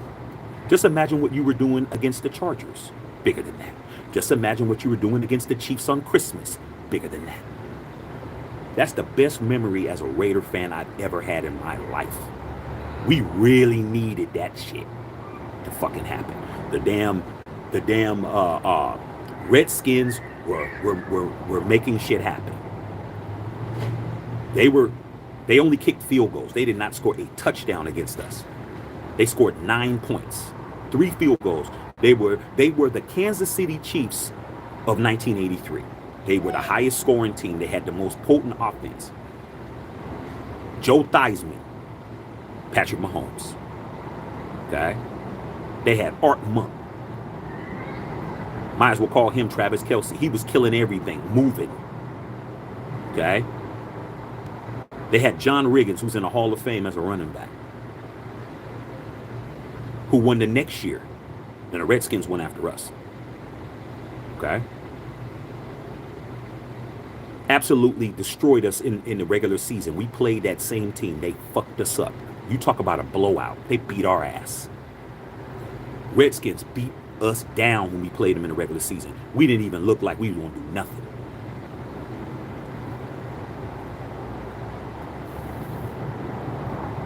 I'm telling you, dude. When I was in high school, bro, this shit was going down, bro.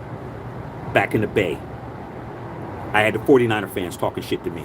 I had the Cowboy fans talking shit to me. I had the Steeler fans talking shit to me. And my little bit of Raider homies were scared. Man, I don't know if we're going to beat them. I don't know. They told me, Shaq, on Monday, because you know Super Bowl Sunday, Shaq, when you come here on Monday, we're going to fucking laugh at you all day when the Redskins and those, they were called the Hogs. Remember the offensive line?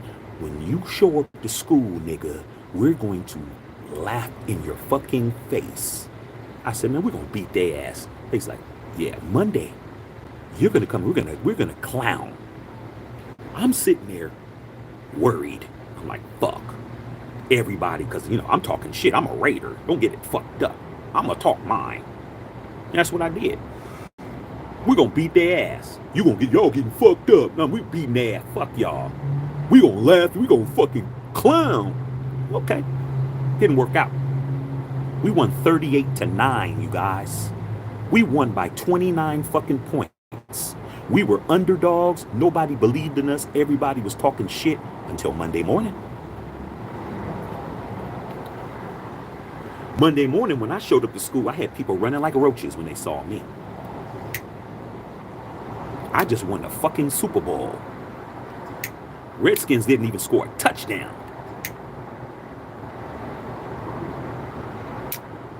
Y'all don't know how that shit feels.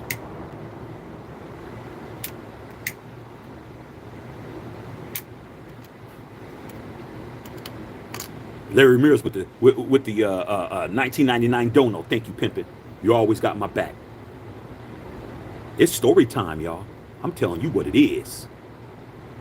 I don't care what nobody else on YouTube's talking about. I'm talking from experience. I ain't talking from what I saw. Saw on a fucking repeat. I'm telling you what I saw on a television telecast.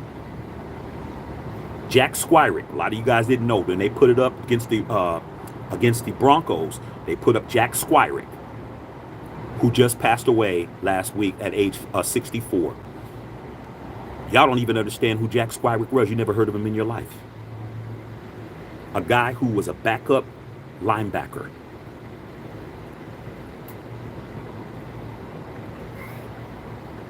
Didn't do shit before the Super Bowl, didn't do shit after the Super Bowl.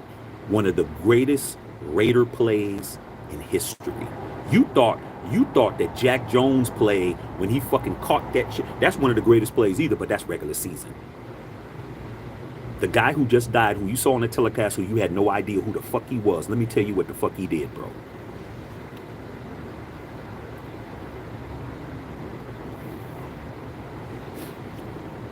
The Redskins, we had just scored a touchdown, and we were up.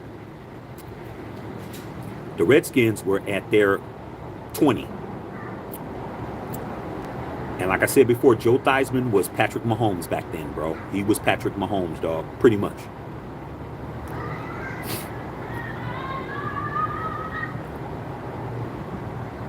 Jack Squirick, who didn't play a lot,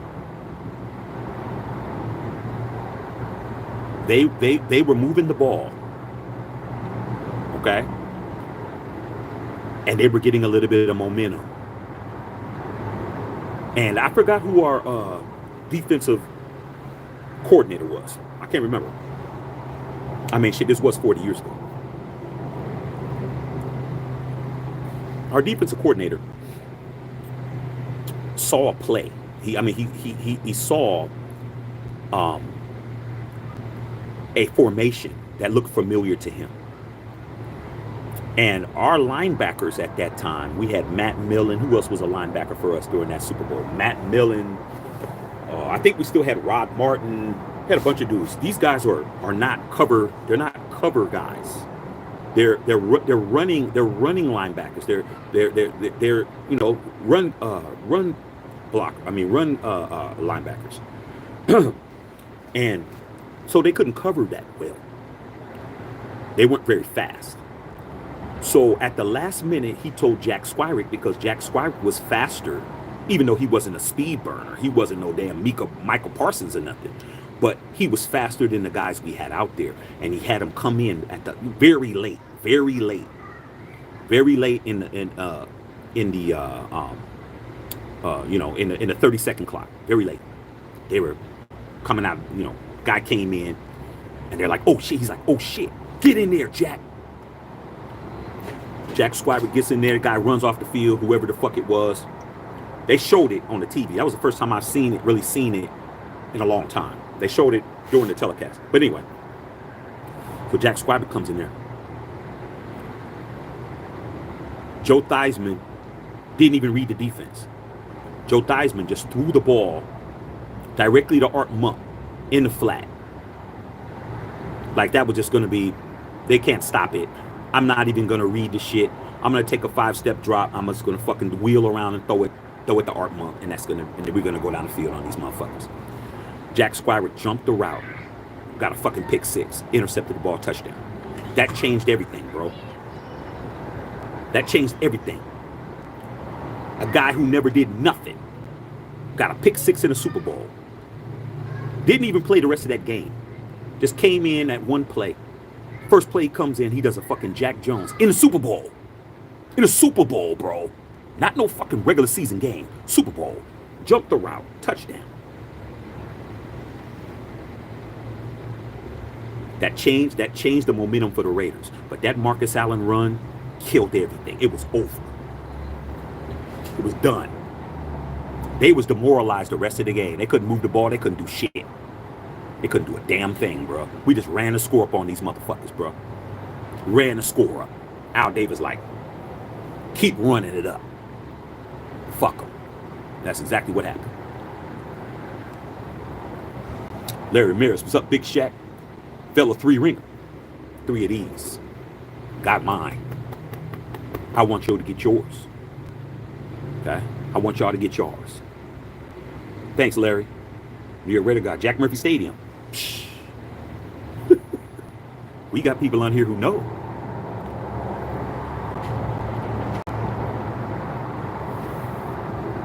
We're experts over here, bro.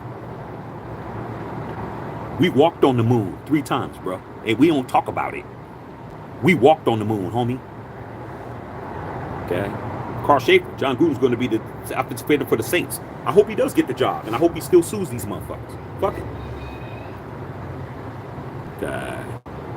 Young Best says it's like a new era hat. That's what it is, bro. Tundra, don't forget the scam against us against drafting John Elway. Oh, you want me to talk about that?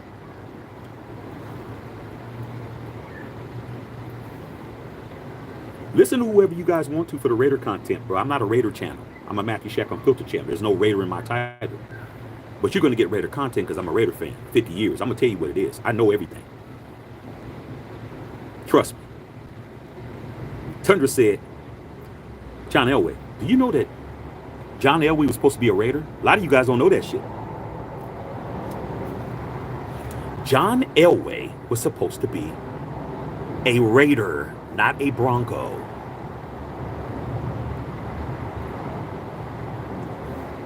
Let me tell you what happened with that shit. Let me tell you why it's personal.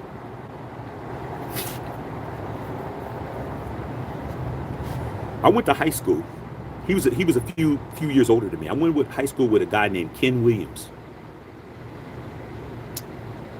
And Ken Williams, up until this year, was the general manager of the Chicago White Sox.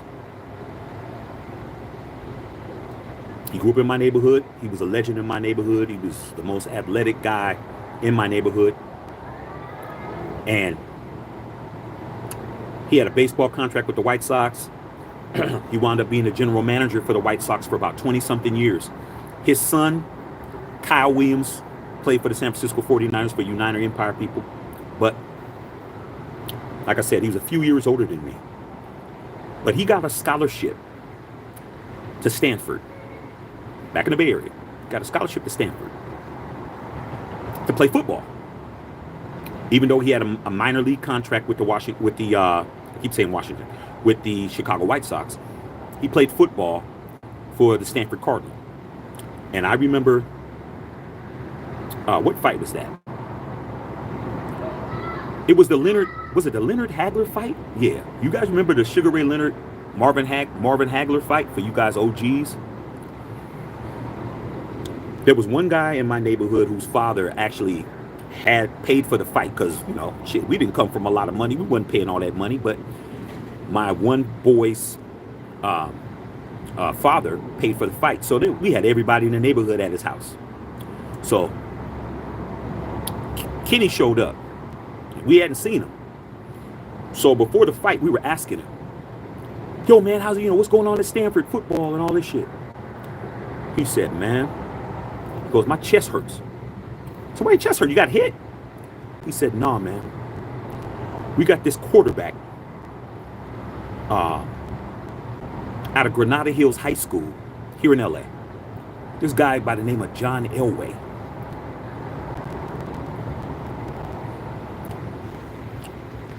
It's the first time I ever heard of John Elway in my fucking life.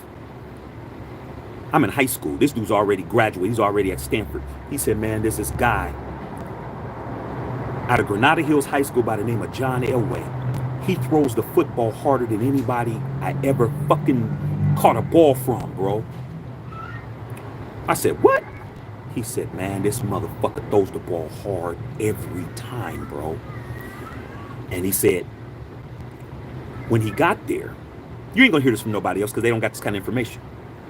He said, when I got there, I kept hearing about the Elway cross. This is a cross. Right? He said, I kept hearing, watch out for the Elway cross. All the receivers, watch out for the Elway cross. Watch out for the Elway cross. Watch out for the Elway cross. What the fuck is the Elway cross?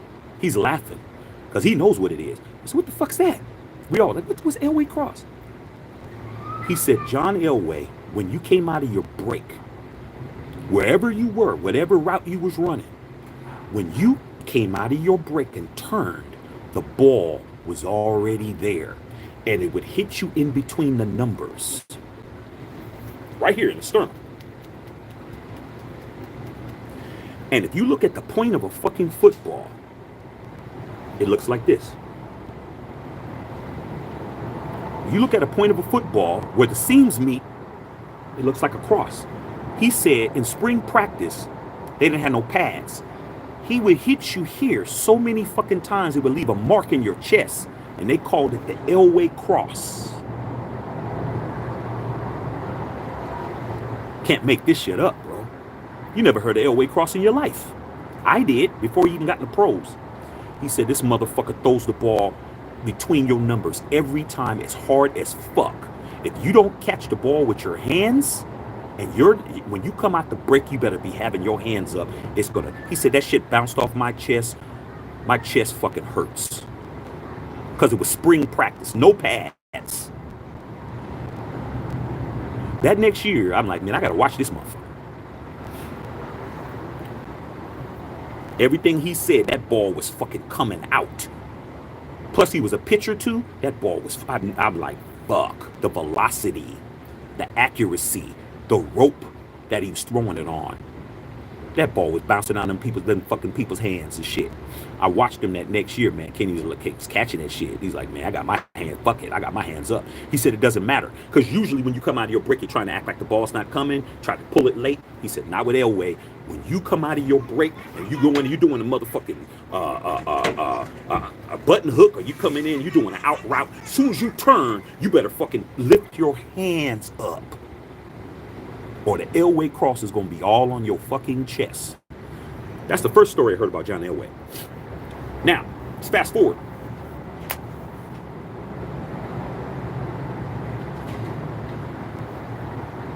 Stanford is in Palo Alto. Those of us that's from the Bay. Yay area on mine. Who's in the Bay Area? Al Davis. One thing about Al Davis is that he knew everything that was going on regarding football in the Bay Area. He knew everything from the time you were in high school, college, to the pros. He's scouting everybody. This dude paid attention to everybody. The last quarterback that he had that was in the Bay Area that had that kind of a talent also went to Stanford. His name was Jim Plunkett. Won the Heisman Trophy in '71. Okay? Jim Plunkett, his parents lived in my neighborhood. He's way older than me, but Mr. and Mrs. Plunkett lived in my neighborhood. They were both legally blind. Jim Plunkett's older sister was the caretaker. Very nice, Mr. and Mrs. Plunkett. But they couldn't see. They were blind. But we'd always see them. Hi, Mrs. Plunkett. Hi, Mr. Plunkett. Blah, blah, blah. They would be working on their lawn and all of that shit. My boy Bill Holloway will tell you that. My boy Raider Trey. We all grew up together.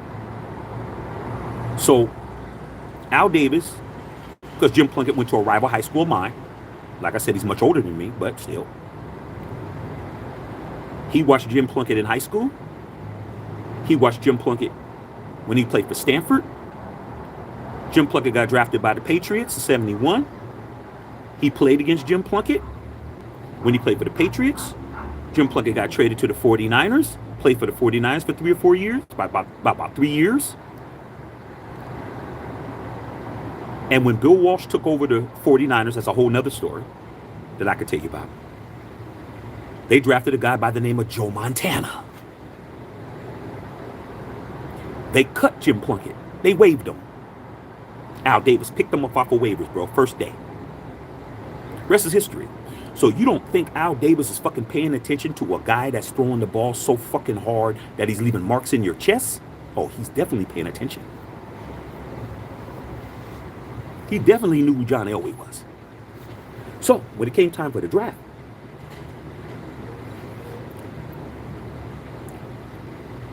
the Indianapolis Colts had the first pick of the draft. John Elway said, I don't want to play for the Colts. Because he said, I don't want to play for you guys. I'll just play baseball. Because I think he had a minor league deal with the Yankees as a pitcher. So he was doing what Bo Jackson did. I don't want to play for Tampa Bay. I'll just play baseball. I don't want to play for you guys. So Al Davis brokered a deal with the Irsay family for the trade, to trade for John Elway. That shit was done. The deal to trade for John Elway was finished. Before the draft, they agreed to trade the rights to John Elway to us. Why John Elway ain't a fucking Raider? You ever heard of John Elway playing for the fucking Raiders? You never heard of it because it didn't happen. You know why? Because your arch enemy, the Joker himself, your Batman, who's the Joker? If Al Davis is Batman, who the fuck is the Joker? That would be Pete Rozelle. He didn't approve the trade.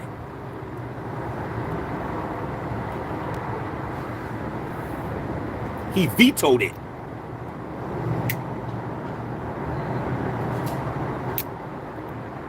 He vetoed the trade, bruh. We had the trade. We had Elway. Imagine what the Raiders would have been with John Elway. He vetoed the trade, bruh. Nah, can't do that for whatever fucking reason. And they wound up trading that pick to Denver. Denver got him.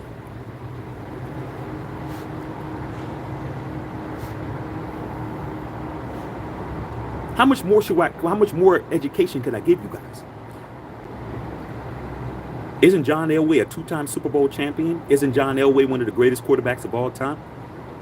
He was going to be a Raider, but the league said, nah, not in the best interests of the NFL. But they allowed him to go to our division rival instead.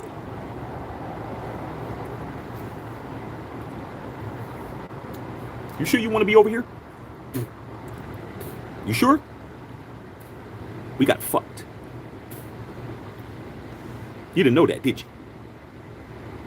Tundra 67 knew it. How many more times did it? What do y'all think this shit is? You think this shit is new? You think this shit is fucking just happened yesterday? No John Elway for the Raiders.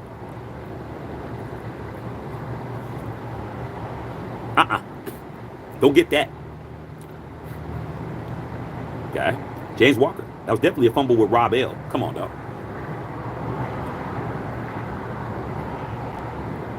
You already know. Young vet. I'll be 45 this year. Hey man, you OG, bro. You at least a two ringer, bro. Okay. Shaq, I've been through it all. I never forget Raider Nation. Yeah. Forever be Raider Nation. Young vet. I still can't watch the 2002 Super Bowl. I have not watched it since that day, bro. That 2002 Super Bowl, bro. I can't even say that's the worst moment of my Raider life. But I can't even say that, bro. I can't even say that. I never liked Rich Gannon. I hate Rich Gannon.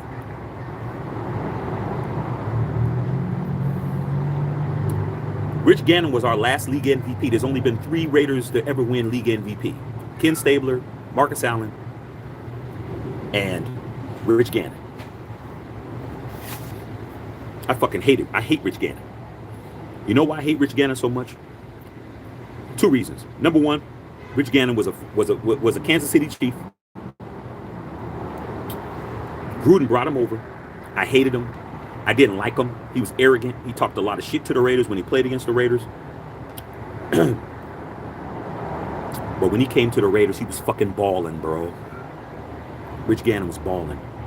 Rich Gannon was a guy I couldn't stand, who I started fucking loving his ass. Because he was fucking balling. He was balling, bro. No matter how much I didn't like his ass, I never rooted against him, but I didn't like him. But he was fucking balling, bro. Man, that 2002 season, for those of us that was around, Rich Gannon was absolutely destroying everybody. He was destroying everybody, bro. Everybody. He was out there fucking spinning it. He was killing everything. I bought in. It don't take much. Win me games and do what he was doing, you wind up loving him.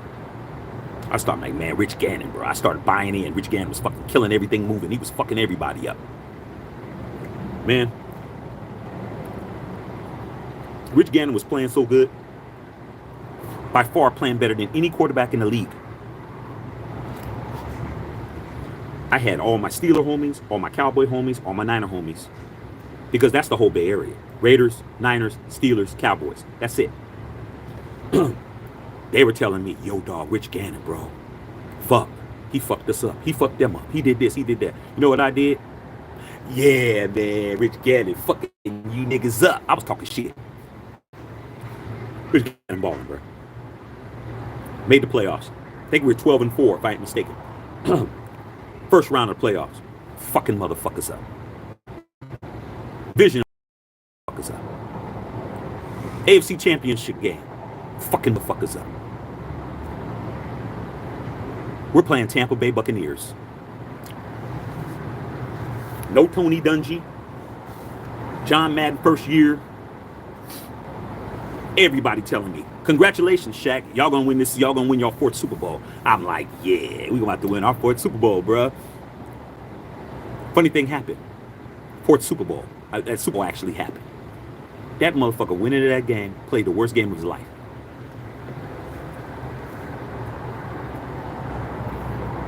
Rich Gannon played lights out football for 16 games and 3 playoff games. 19 consecutive fucking games he played lights out. Got to the Super Bowl, threw 5 picks and 3 pick sixes.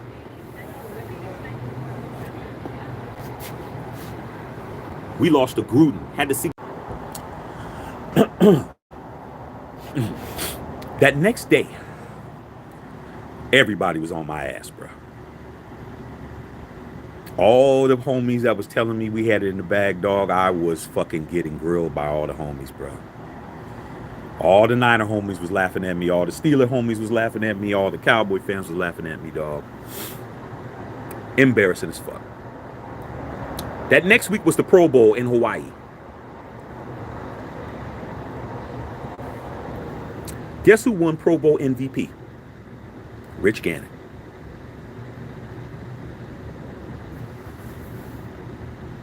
He played lights out football 19 out of 20 games. And then he talks about us like dogs. I can't stand that dude, bro. I have not watched that game since. I can't stand Rich Gannon, bro. You could have played like shit earlier. Why you wait to the Super Bowl? He played 19 out of 20 games like an MVP. But when that Super Bowl came, he got the bubble guts. And then he wants to talk about the Raiders like we ain't shit. Like, motherfucker, you threw 5 interceptions and 3 pick sixes. That is the worst quarterback performance in the history of the Super Bowl. Nobody's threw 5 interceptions in a Super Bowl and 3 pick. Only him. But he swears on his life. He's all of that. Guy. Can't stand that motherfucker. Reese OG. That's what I tell people. Gruden is a real Raider, just like AP. Them two coaching the Raiders will be champions in the near future. Don't get me wrong. I want AP to coach, but hey, dude. Every time the Raiders went to the Super Bowl, it's out here, man. It's like you can't keep talking to them, dog. You can't keep trying to convince them. Every time the Raiders went to the Super Bowl, it was always an assistant coach that did it. Every fucking time, bro. Every time. Every Super Bowl. We've been in 5 Super Bowls. We've lost 3. We're 3-2. That Super Bowl 2, I wasn't born yet. I wasn't around for that. When we lost to the Green Packers in Super Bowl 2. All right? We all know Kansas City lost the first Super Bowl. Never forget that. Kansas City's the first loser of a Super Bowl. Right here at the LA Memorial Coliseum down the street. Al Davis was the head coach. He went ahead and became the general partner of the Raiders, became the commissioner of the AFL, and then he put in John Roch. John Roch was the coach that took us to the Super Bowl, and we lost that first Super Bowl. John Roch decided to take the Buffalo Bills job. Al Davis hired the linebackers coach by the name of John Madden.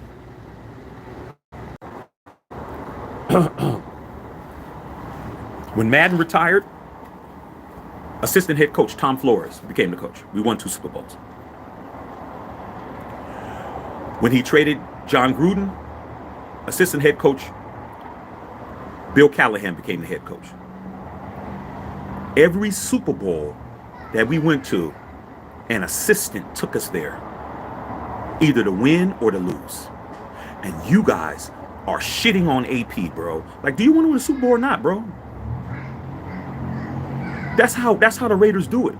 We don't hire an outside guy. We hire an inside guy. Al Davis never hired a outside guy, and we won. Every time he hired an outside guy, we didn't do shit. We do nothing, bro. Last time we went to the playoffs, what happened? Mark Davis had to fire John Gruden. Rich Bisaccia. Assistant.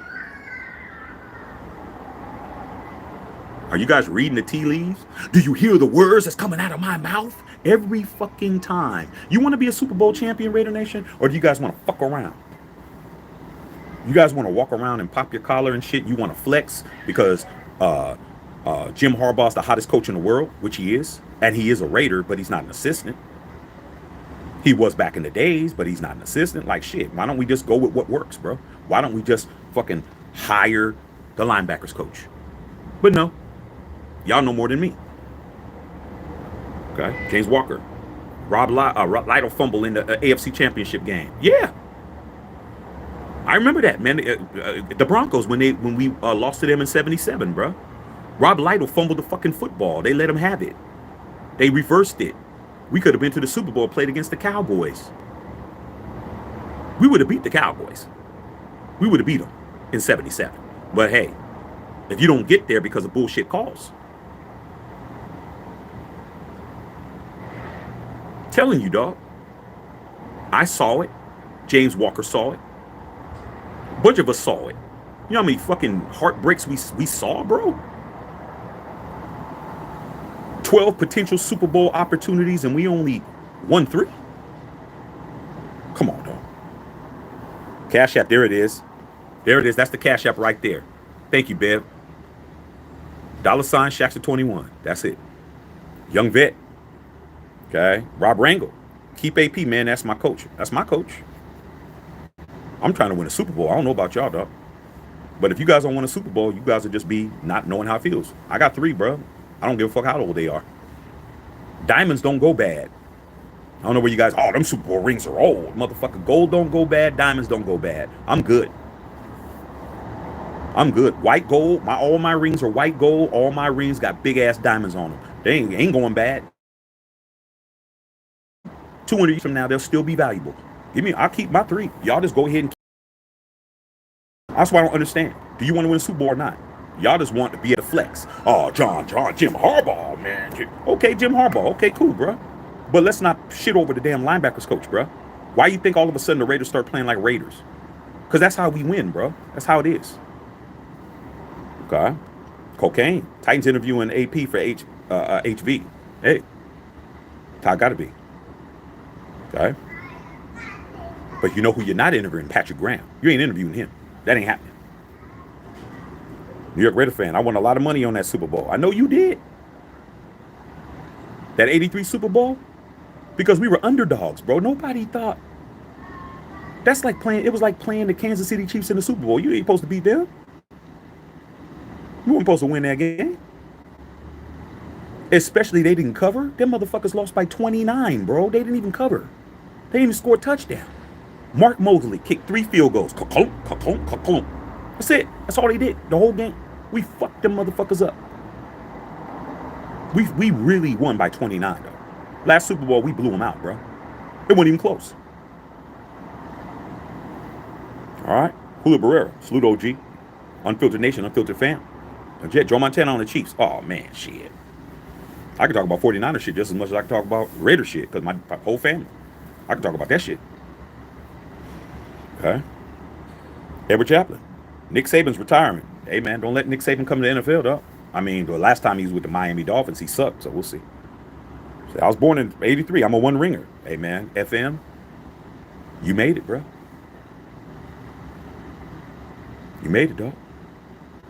When you walk into the VIP lounge, you got to show your credentials. You got to show your credentials, bro. Hey, hold on. Oh, okay. You good. Y'all. Go. Wild Turkey. What's up, Wild Turkey? Bev, subscribe to the channel, man. Hit that Instagram up. Let's blow this channel up, bro. I'm giving you gems. I'm giving you gems from the backyard. Giving you gems, bro. Let's make it pop. Okay. Gerardo Hernandez, gangster. Dog, it's us versus everybody, bro. I love it. I wouldn't want to be nothing else. Okay? I can't even think about being nothing else. I've always been the opposite. I'm the black sheep of the family, legitimately. I'm the silver and black sheep.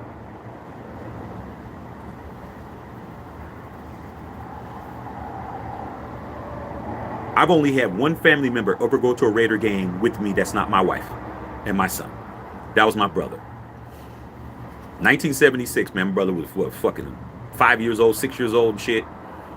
I wanted to go to Raider game. My dad bought the tickets and dropped us off at the Oakland Coliseum and said, okay, man, come back out here after the game. I'll be parked here. Shit, my dad was working in Oakland. See, I'm going to work. You know, when I see the games come off, I'll come over here. You come right back over here and walk over here, and I'll come pick you up. That's the only time, bro. But them San Francisco 49er games, I had to go to those. I had to be sitting right there in fucking Candlestick Park. Mom's, what's wrong with you?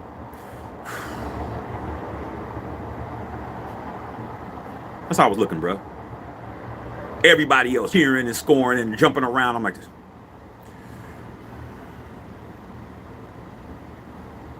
I don't know why you're sitting there looking like that. Because it ain't the Raiders. I had to come and shit. Like, it was family outing. What the fuck I was going to do? Okay, smoking pots. Gotta love Marcus Allen. Oh, man. When I told you that the worst day of my life was not that 2002 Super Bowl, the worst day of my life is when Marcus Allen signed with the Kansas City Chiefs as a free agent. That was the worst day of my existence as a Raider fan. Still, none worse than that. My favorite Raider, last Super Bowl MVP I had, Al Davis, getting in his feelings, bruh. I love the old man, but that was the biggest mistake that he ever did. Sitting on Marcus Allen 5 years on the fucking bench was the worst shit. Al really us back. We could have won at least 2 Super Bowls, bro. We should have won at least 2. With Bo Jackson, Marcus Allen, and Jim Plunkett in the backfield, we should have won 2. But we didn't, because Al was like, I'm not playing Marcus. Marcus goes to the fucking Chiefs, kills us every fucking game. Absolutely just fucking destroyed us. And Raider fans were cheering. You would fucking think that Marcus Allen goes to the Chiefs and Raider fans are fucking booing his ass. They were cheering for that motherfucker, bro. They weren't cheering for the Chiefs, but they were cheering for him. When he came back to the LA Coliseum, bro, that first time when we played, then when he became a free agent, he came back, I was watching that shit on TV. Is Marcus going to get booed? Man, motherfuckers was cheering their asses off because they knew he shouldn't have been there. Marcus was, and proceeded to put his entire cleat in our ass every time he played us. Fucked us up like he was supposed to. That's worse. That's the worst thing ever, bro. I'm like, fuck, man.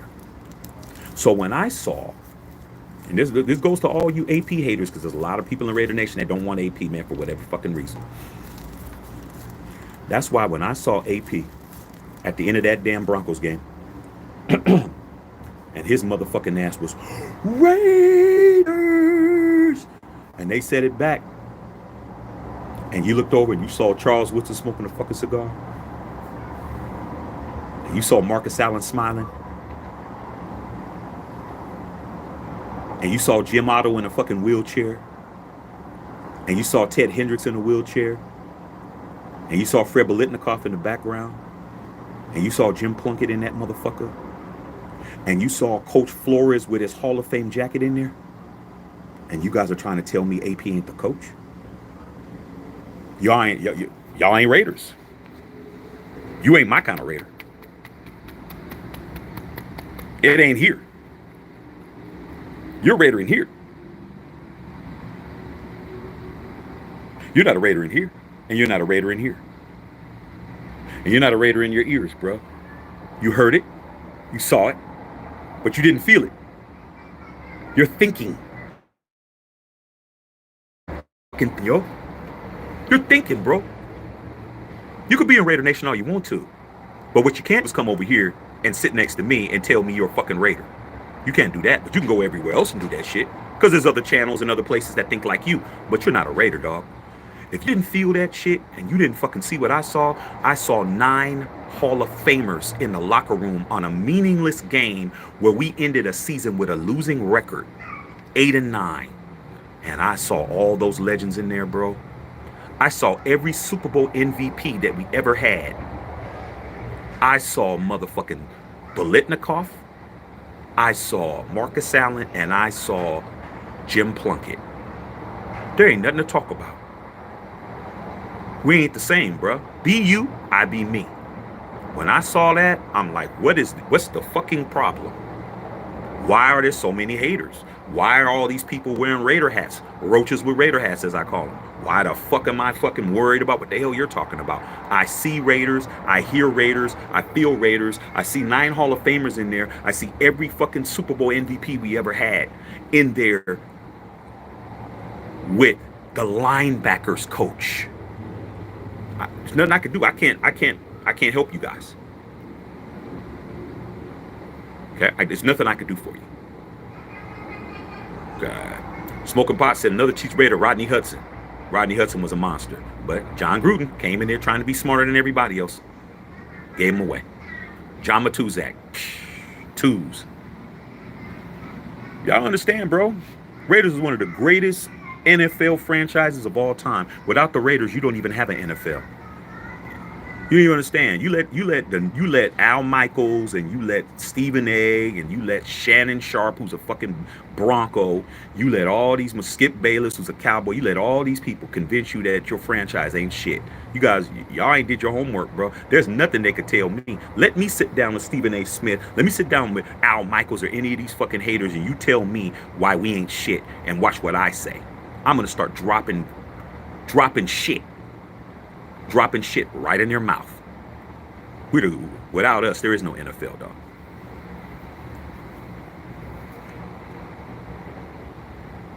That NFL merger, you don't even want to talk about that shit. How did the league become the NFL? What happened to the AFL? Like, you guys don't even want to get into that. Smoking Pots, Marcus Peters. I hate Marcus Peters.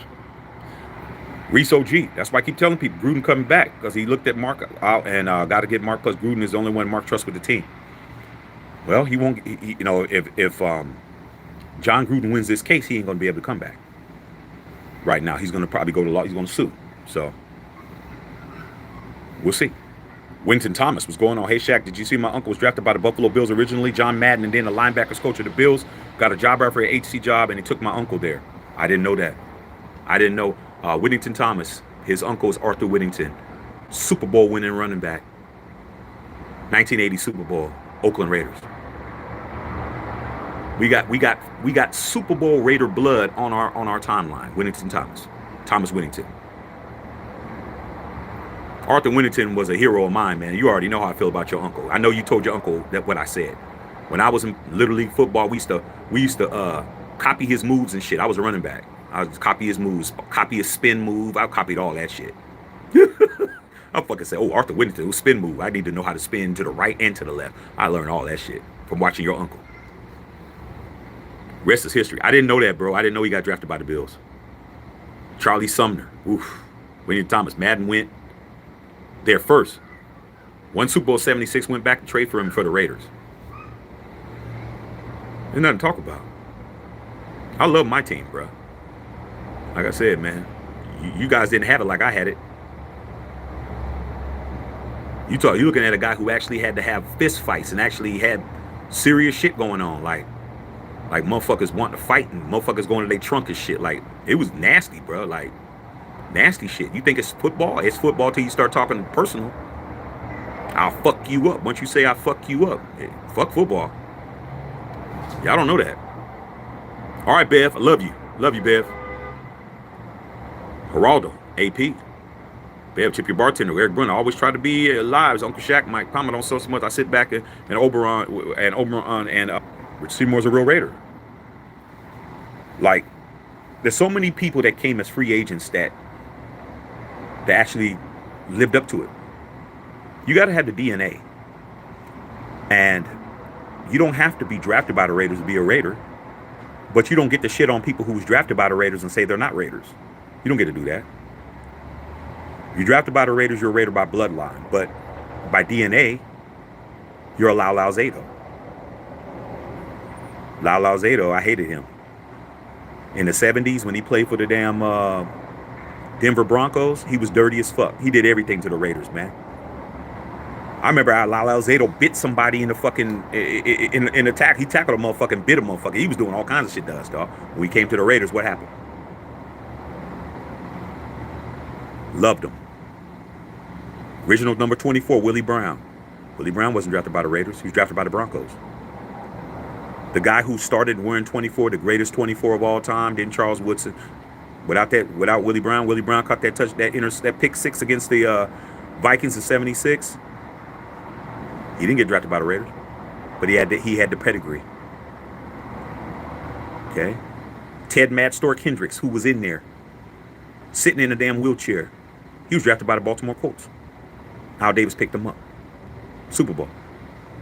Jim Plunkett, he drafted by the Raiders. Patriot, 49er, Raider. There's a whole bunch of them, dog. Richard Seymour came over bald as a Raider, free agent. Robert Spillane. 1 year, this dude is a Raider already. Jacoby Meyer, Patriot. Ain't playing like a Patriot now. Playing better than he ever played in his life. Devontae Adams. I know his family. I know his dad. Doug Adams. Know his entire family. I don't know him, though. He was a little dude. But I know his family, though. Their whole family's Raiders. He came from the damn Packers. It's in his DNA, bruh. Whole bunch of free agents came over and balled. Then we had a lot of bums. Let's not act like everybody that came to the Raiders as a free agent had the DNA. Randy Moss didn't have it. Randy Moss, greatest wide receiver talent in history. Fastest, best hands, highest vertical. All-time greatest deep receiver in history of the league. Came to the Raiders, couldn't be a Raider. Tell you to your face, he's not a Raider. Didn't have the DNA. Warren Sapp came over here, stole money. He's not a real Raider. Carson Palmer came over here, found out that it was real football over here, fucking retired, said he was retiring. 2 months later, said he was unretiring, went to the fucking Cardinals. Not a real Raider. Can't stand him. I can go on and on and on and on and name all these free agents. Jimmy Garoppolo, is he a Raider? You tell me. I don't think so. So, that's what it is. All right, man, I'm going to go ahead and go. We've been on here 2.5 hours. I think I gave you guys a lot of game. I think I gave you guys a lot of history. Gave you guys a lot of knowledge. And I showed a lot of expertise on this subject when it comes to this team, dog. These on mine, bro. I'm gonna get my fourth one. I don't know how I'm gonna get it. I don't know who's gonna be the coach. Before I get out of here, before I leave this planet, I'm gonna get my fourth one. I don't know. I'm not even worried about how it's gonna happen. But I'm gonna get it. But I'm gonna tell you one thing. Fuck up with Antonio Pierce and go for the flashy cat. 3 years from now, you're gonna be doing the same, looking at the same way you're looking now. Trying to figure out what the fuck happened. Okay. PM said Hostetler beat Elway every year. Oh, you want to talk about that real quick? Let's talk about that, PBM. He beat him every year, but what did he get him? Hostetler was only good for like 2 years, bro. Two years, bro. Hostetler was only a 2-year starter. Let's not act like he was a long-term starter. Let's not get around it. That's 90s. That's the early 90s, bro. Let's not get into that. He wasn't a real Raider either. He came over as a free agent, won a Super Bowl for the Giants, came over there. Yeah, he beat them every year, but what did it get us? It didn't get us nothing. 2 years later, we drafted Todd Marinovich, and he wasn't even the fucking starter no more. Don't get me started on motherfucking Mark Wilson. Don't get me started, bro. Don't act like I wasn't here. I was around, bro. Malik Beasley, Carr's a real Raider. He said he'll never play for another team but the Raiders. That's not his fault. When you're 31 years old and you get fired from your job and you long-term, you say, hey, man, I always want to work. I'm not working nowhere else. And you get fired. What the fuck do? Do you go get another job or do you just fucking try to prove something to everybody? You got a fucking family. You go to work. Wasn't his fucking fault, bro. You let Patriots come over here and fuck our shit up. That wasn't on him. How was that on him? For you Kardashians. How's that on him, dog? At the time when he said it, he wasn't fired. The fuck? Y'all act like you act like you would do the same shit. Your motherfucking ass get fired from your fucking job. You done worked on your job 9 years, and you're a manager. And they ask you, do you want to work somewhere else? Nah, man, I'm working here. I love it here. I don't plan on working nowhere else. And then you get a fucking pink slip from a new management comes in, fires your monkey ass. What the fuck do you do then? Oh, well, I said I wasn't going to work again, so I ain't going to work again. I'm 31 fucking years old. I'm 30 years old. I'm not even 31. How the fuck am I supposed to live that down? Shit changes, bruh. It was cool until you let these patriots come in here and fire me. Now I gotta go to work somewhere else. Fuck are you talking about? I'm still a fucking Raider. I still got drafted. I got ran out by a bunch of patriots who aren't even here anymore. Did you notice that was the beginning of the end for the Patriot West? That's called karma, bruh. You shit on the wrong person, bruh. You fucked around. You fucked up. You overextended yourself. You start sticking your chest out in the wrong hood. That's what happened to the Patriot boys. Once they did that shit, that was the beginning of the end. The writing on the wall started being written. F. Bringing Garoppolo. Well, the shit they did to DC, that's the F. The I. Bringing Garoppolo. The R. Trying to motherfucking do what you did to Josh Jacobs. The E. Getting rid of a Waller for nothing, and the D, trying to get rid of Renfro. Fired. Didn't even last up. Once you got rid of Carr, you didn't even finish the fucking next season. I wonder why, bro. That was the beginning of the end for him, playing that game.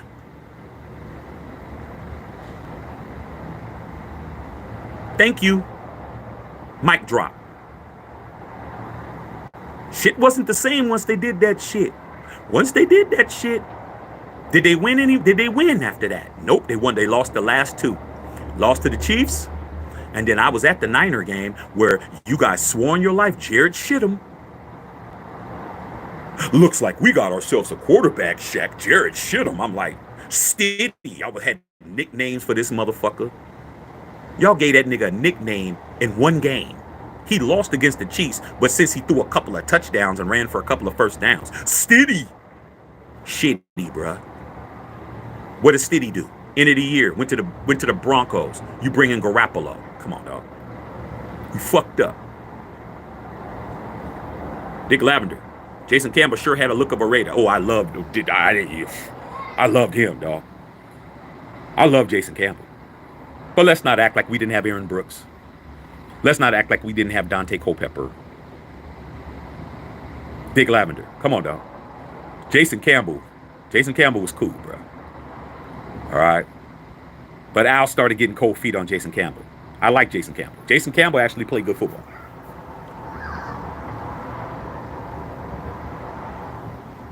You fuck with us, dog. You're gonna get karma, bro. It's just gonna backfire on you, bro. Can't shit on us, dog. Yeah, so that's what happened. That's what happened, bro. If you made the right decision, why you get fired on your day off, Craig? Why did Josh and Dave get fired on their fucking day? Why did they get fired on Halloween, bro? They had everything their way. They came in and had the whole team the way they wanted it and got fired on Halloween, bro. In week 9. How the fuck that happen, bro, when you had everything right? You had it all right. You had it all figured out, but you couldn't even make the season, bro. Come on, dog. I'm laughing at these motherfuckers. I'm laughing at the shit you guys try to come at me with.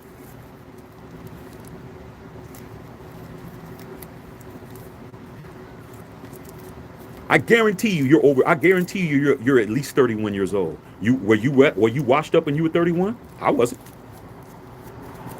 I was 31. I was still a monster. I was still running around. I was still getting mine. I was still doing what I had to do.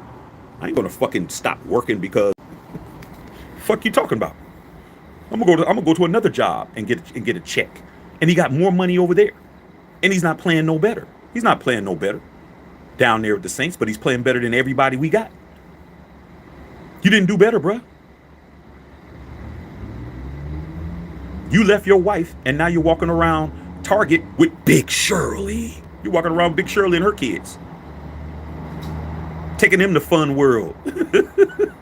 Taking them to Disneyland. Been crazy out here. Everybody laughing at you. Now Josh McDaniels is going home to daddy, asking for his old job back, asking for his own room back. Going back to Belichick. I thought he knew what he was doing. I thought you guys told me Josh McDaniels was a 6-time Super Bowl champion and he knows what he's doing. Shaq, give us 3 years. I remember everything you motherfuckers said, but you can't give AP a year. You can't give AP a year, but you told me 3 years with Josh McDaniels. He gets rid of the fucking quarterback. He gets rid of the, tries to get rid of the running back. He gets rid of the fucking tight end. He changes the whole offense. He brings in Jimmy Garoppolo. He does all this shit, and then he gets fired, and you expect me to fucking believe that it was the quarterback's fault before? Nah, dog. That quarterback the year before was a playoff quarterback. Same motherfucker, dog. Same red zone interceptions. Same motherfucking fumbling. Same motherfucker who let you down. Still got to the fucking playoffs with Rich Bisaccia because he was with what? A real fucking Raider that was the coach. That's what you guys don't get. Y'all can't see it. It's right in front of you. You can't even read it, bro. It might as well be written in Egyptian. You can't read it, dog. Even though it's in English. Y'all coming up with hell of excuses. If he was so right, why doesn't he have a fucking job? This man is at home begging to his dad, can I please come back and work for you? Matt Hughes in the motherfucking house. Dick Lavender. Isn't Halloween a National Raider holiday? Hey, that in Christmas. Dick Lavender. How was your Christmas, Dick Lavender? D-Lav, I know you.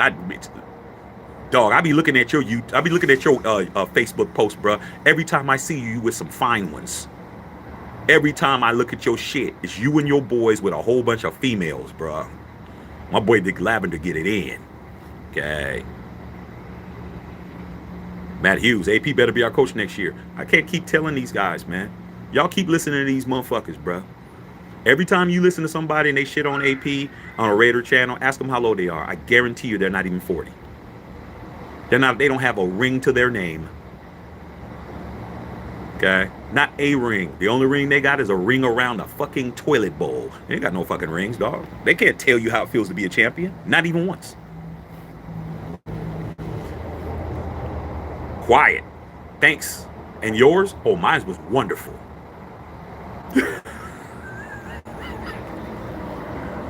Dick Lavin, I don't know if you was here, dog. I predicted we was going to beat the Chiefs on Christmas. Do you know how many people was telling me I know what the fuck I'm talking about?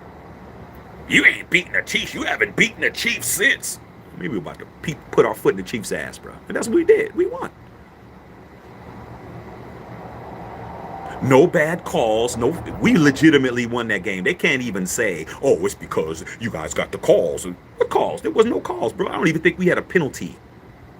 I don't even think that the Raiders had a penalty that game. I think we went penalty free. I know against the Broncos we went penalty free. Not a penalty. Not a false start. Not an offsides. Not a neutral zone infraction. Not a PI. Nothing. Clean game for the second time in a few weeks. No penalties, bro. That Christmas was great. My son had all his shit, his toys. My wife had her shit. I had my shit, and I had that game. It was beautiful. Loved it. Matt Hughes said, who do you want for our next QB as AOC's backup? Any of the quarterbacks that's available in the first round and that first 10 picks. I don't give a damn who it is. It could be any of those guys. It could be Caleb. It could be Penix. It could be Nix. It could be, I don't care, bro.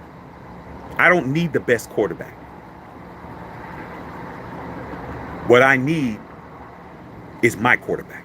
I don't need the best quarterback, bro. I don't need to have the best guy. What I need is a guy who's going to come in there, play Raider football, and we're going to win. Because I never had the best quarterback. There's no time in my 50 years as a fan of this team that my quarterback was the best quarterback. Outside of Rich Gannon until the Super Bowl, and then everybody said it was a fluke. Ken Stabler wasn't the best quarterback of the 70s. That goes to Terry Bradshaw. Jim Plunkett wasn't the best quarterback of the 80s. That'll probably go to Joe Montana or Dan Marino. And I haven't won since then. I don't need the best quarterback. I need the clutch quarterback. I need a quarterback that's clutch. I need a quarterback that's going to make a play when we need a play made. I need a quarterback that's going to hit the guy when he's open. That's what I need. I don't need the best quarterback. I need a Raider quarterback. That's what I need. In that offensive huddle, when I got those other 10 players and they're looking at the quarterback and the quarterback is calling the fucking play, I need all 10 of those motherfuckers to believe in the guy that's calling the fucking play. That's all I need, bro. I'm not greedy like y'all. I'm not, oh, I need Tom Brady. I need this guy. I need Lamar Jackson. I don't need none of it. If they're not Raider pedigree, they ain't got the Raider DNA. I don't need them. What I need is a Raider quarterback. I need a pedigree and have the DNA, and I'm good. I get my offense cracking. Let my offense play like my defense is playing, and we'll see what happens then, bro. You imagine the offense playing like that defense. You give me my 20 what year was that? 2021 offense that Versace had that was averaging 28 a game, and you give me my defense I got now, and then we find out what's popping. I guarantee you we go deep in the playoffs. I know that. I just need offense. But I need somebody that's gonna lead the team, bro. I need a Versace. I need a fucking AP. I need a John Madden. I need a Tom Flores. I don't need a John Gruden. John Gruden ain't won us nothing. He ain't got us there. He ain't did shit. All right. PBM2, me too. Gannon was a punk. Can't stand that dude. Just I've never heard him say, my bad, I played bad. He don't even talk about that 2002 Super Bowl. He acts like that shit never happened, bro. Yeah, like 2000. What we talking about? Oh, remember he threw them 5 pick sixes? Oh, dog shit. I don't even remember, dog shit. It was a blur. I don't remember nothing. I don't remember shit. What Super Bowl? I lost respect for Gannon when he yelled at Rice. I said, who are you? Come on, dog. Name anybody from that 2002 Super Bowl that's ever said any positive shit about Rich Gannon. I'll wait. You never heard Jerry Rice say nothing about him. You never heard Tim Brown say nothing about him. You never heard Charles Woodson say nothing about him. Ain't nobody talk about that dude. But then that dude's on a fucking CBS telecast fucking acting like he did some shit.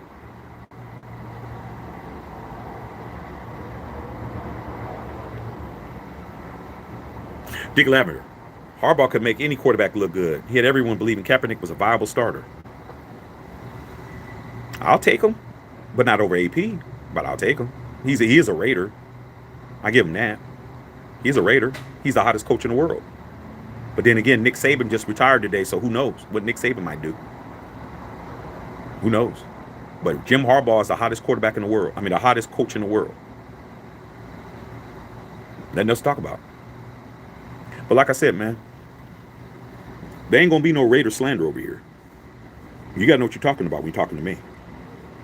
I don't care who you like. I don't give a fuck if you don't like them or not. I don't give a fuck if you love them or not. Okay. Matthew says AP and Jaden Daniels would be nice. If Jaden Daniels has the Raider pedigree, he'll be fine. But if he doesn't, he's gonna be a bust. You can't come over here and not play Raider football. You can't do it. You got to play Raider football over here. You got to come over here and play Raider football, dude. If you don't know what Raider football is, ask Robert Spillane what that is, dog. He's a Steeler. He came over here and became a Raider. He's a Raider now. I got Steeler homies. Yo, Shaq, you need to be thanking us. Thanking who? Thanking the Steelers. For what? We gave y'all Robert Spillane. So you didn't give us no fucking Robert Spillane, motherfucker. You let him go. You don't get credit for that shit. If you throw something in the trash and I take it out of the trash and I make it into a masterpiece, you don't get credit for that shit. Oh man, well I own the what you call it that you used. I don't give a fuck. You don't own shit. It's in the trash. What the fuck you talking about? Motherfuckers always want to take credit for what we get that's good. Patriots. Oh man, if it wasn't for us, you guys wouldn't have Jack Jones. Oh, if it wasn't for the hoodie cutting him and having him on waivers, y'all could have kept him, but you didn't keep him. See what it is. Big Lavender, he showed his Raiderism when he smacked Sports' ass. Like I said, man, too much of it. Matt Hughes, AP can get it out of him. Facts. And you know, it's like I'm saying, dog. Like, over here, bro, you got to know what you're talking about. You can't come over here with the not know what you're talking about. When you talking about the Raiders, man, you better know what you're talking about when you're talking to me. Like, you really need to know what the fuck you're talking about. Because I will definitely dissect your shit. I will dissect it. I will tell you if you're right. I'll tell you if you're wrong. You don't get to change the rules, bro. Like, motherfuckers want to change the rules on this shit. Can't change it, man. Al Davis said, once a Raider, always a Raider. That's it. You're a Raider, bro. Once you come this, well, he's not a Raider because he didn't do this and he didn't do that. Like, motherfucker, you're a fan. You're not Al Davis. Al Davis said what the rules were. Once a Raider, always a Raider, bro. You're a Raider, you're a Raider. But there's people that are more Raiders than others. Think about why Randy Moss hates being called a Raider so much. This dude played Randy Moss, Hall of Fame, wide receiver. He's a journeyman in his last few years. After he fucked off Raiders, he had 2 good years of Patriots, and then his career was fucked up. That Raider curse fucks you up, bro. You fuck around with us, and you fuck around, and you start doing shit. First year, ball. Second year, started alligator arming. Started acting like he couldn't catch. Al Davis traded him for a 6th-round draft pick to the Patriots. He goes over there, breaks every Jerry Rice record. Most touchdowns in the season, most receiving yards in the season until Megatron. Goes 18-0, undefeated, goes to Super Bowl, loses in the Super Bowl. Do you guys understand how much I was fucking laughing when I had just moved to LA? Matter of fact, that was the first year I moved here. First year I moved here to LA, I didn't know nobody. I was by myself. I was in my apartment by myself, and I had to watch that game by myself. I didn't even know nobody. I watched the Super Bowl in my place by myself, laughing. Because I saw Randy Moss lose a fucking Super Bowl after he talked all that shit. I was fucking laughing. Went to the whole season undefeated and let Peyton Manning's little brother serve you up, carve you up in the bowl. I was crying. Then when he got let go by the Patriots, I was laughing. Then he went to the Tennessee Titans, went over there, laid the egg. I was laughing again. Then when he went to the 49ers, said he was the best receiver to ever play for the 49ers. Didn't do shit. Then he retired. Then he started going on TV. I was laughing. I was laughing my ass off, bro. I was busting up. I knew the Raider curse. You don't get to shit on us and win nothing. You shit on us, you ain't winning shit. That simple. That's simple, dog. All right. You go against that silver and black, even if you are in the silver and black fan base, you're gonna get in your car gonna break down and shit. Your baby mama, who you thought you was cool with, she gonna file child support on your ass. You're gonna get to your station at work and it's gonna have a pink slip on and say this your last day. Better be careful what you say about the Raiders, bro. Better watch your mouth. Bad shit happens to you. That ain't even, I ain't there. I'm just gonna, when I hear about it, I'm just gonna laugh. Like, oh shit.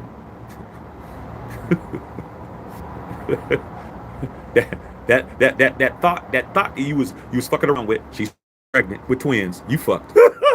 The girl you just bullshit with, you fucked. She got 2 babies coming away, bro. You fucked. Laugh at you guys. Manny Ramirez, diehard Raider from 63. For the good, bad, and ugly, just win, baby. 63 on here, dog. Got me beat. Got me fucking beat. But fuck around with that Raider curse if you want to. Fuck around, dog. Y'all keep talking shit. Your whole shit's gonna be in shambles, bro. Your shit's gonna be shambles, dog. You're gonna come home. You're gonna see a 3-day notice on your door and shit. Like, all kinds of shit gonna happen, man. All kinds of shit gonna happen to you. You're gonna get audited. You fuck around, bro. I'm not gonna be there to see it. Just remember when you talked all that shit about real Raiders and real shit and AP and all this other shit, when your shit is fucked up, dog, just remember what you said. While we're not fucked up, all we got to do is deal with losses and who the fuck's going to in the next GM. I'm about to go inside with my beautiful family, have me some beautiful dinner, and okay. All right, man. Let me get in the house, man. Let me go see what's going on TV. Holla at y'all tomorrow, man. You guys got a lot of lives to watch. I did 2 today. Actually, I did. Oh yeah, I did 2 today. Watch those. Patronize the store. Hit up the Cash App. And I'll holler at you motherfuckers tomorrow, man. Love y'all, man. I'm at the check on filter.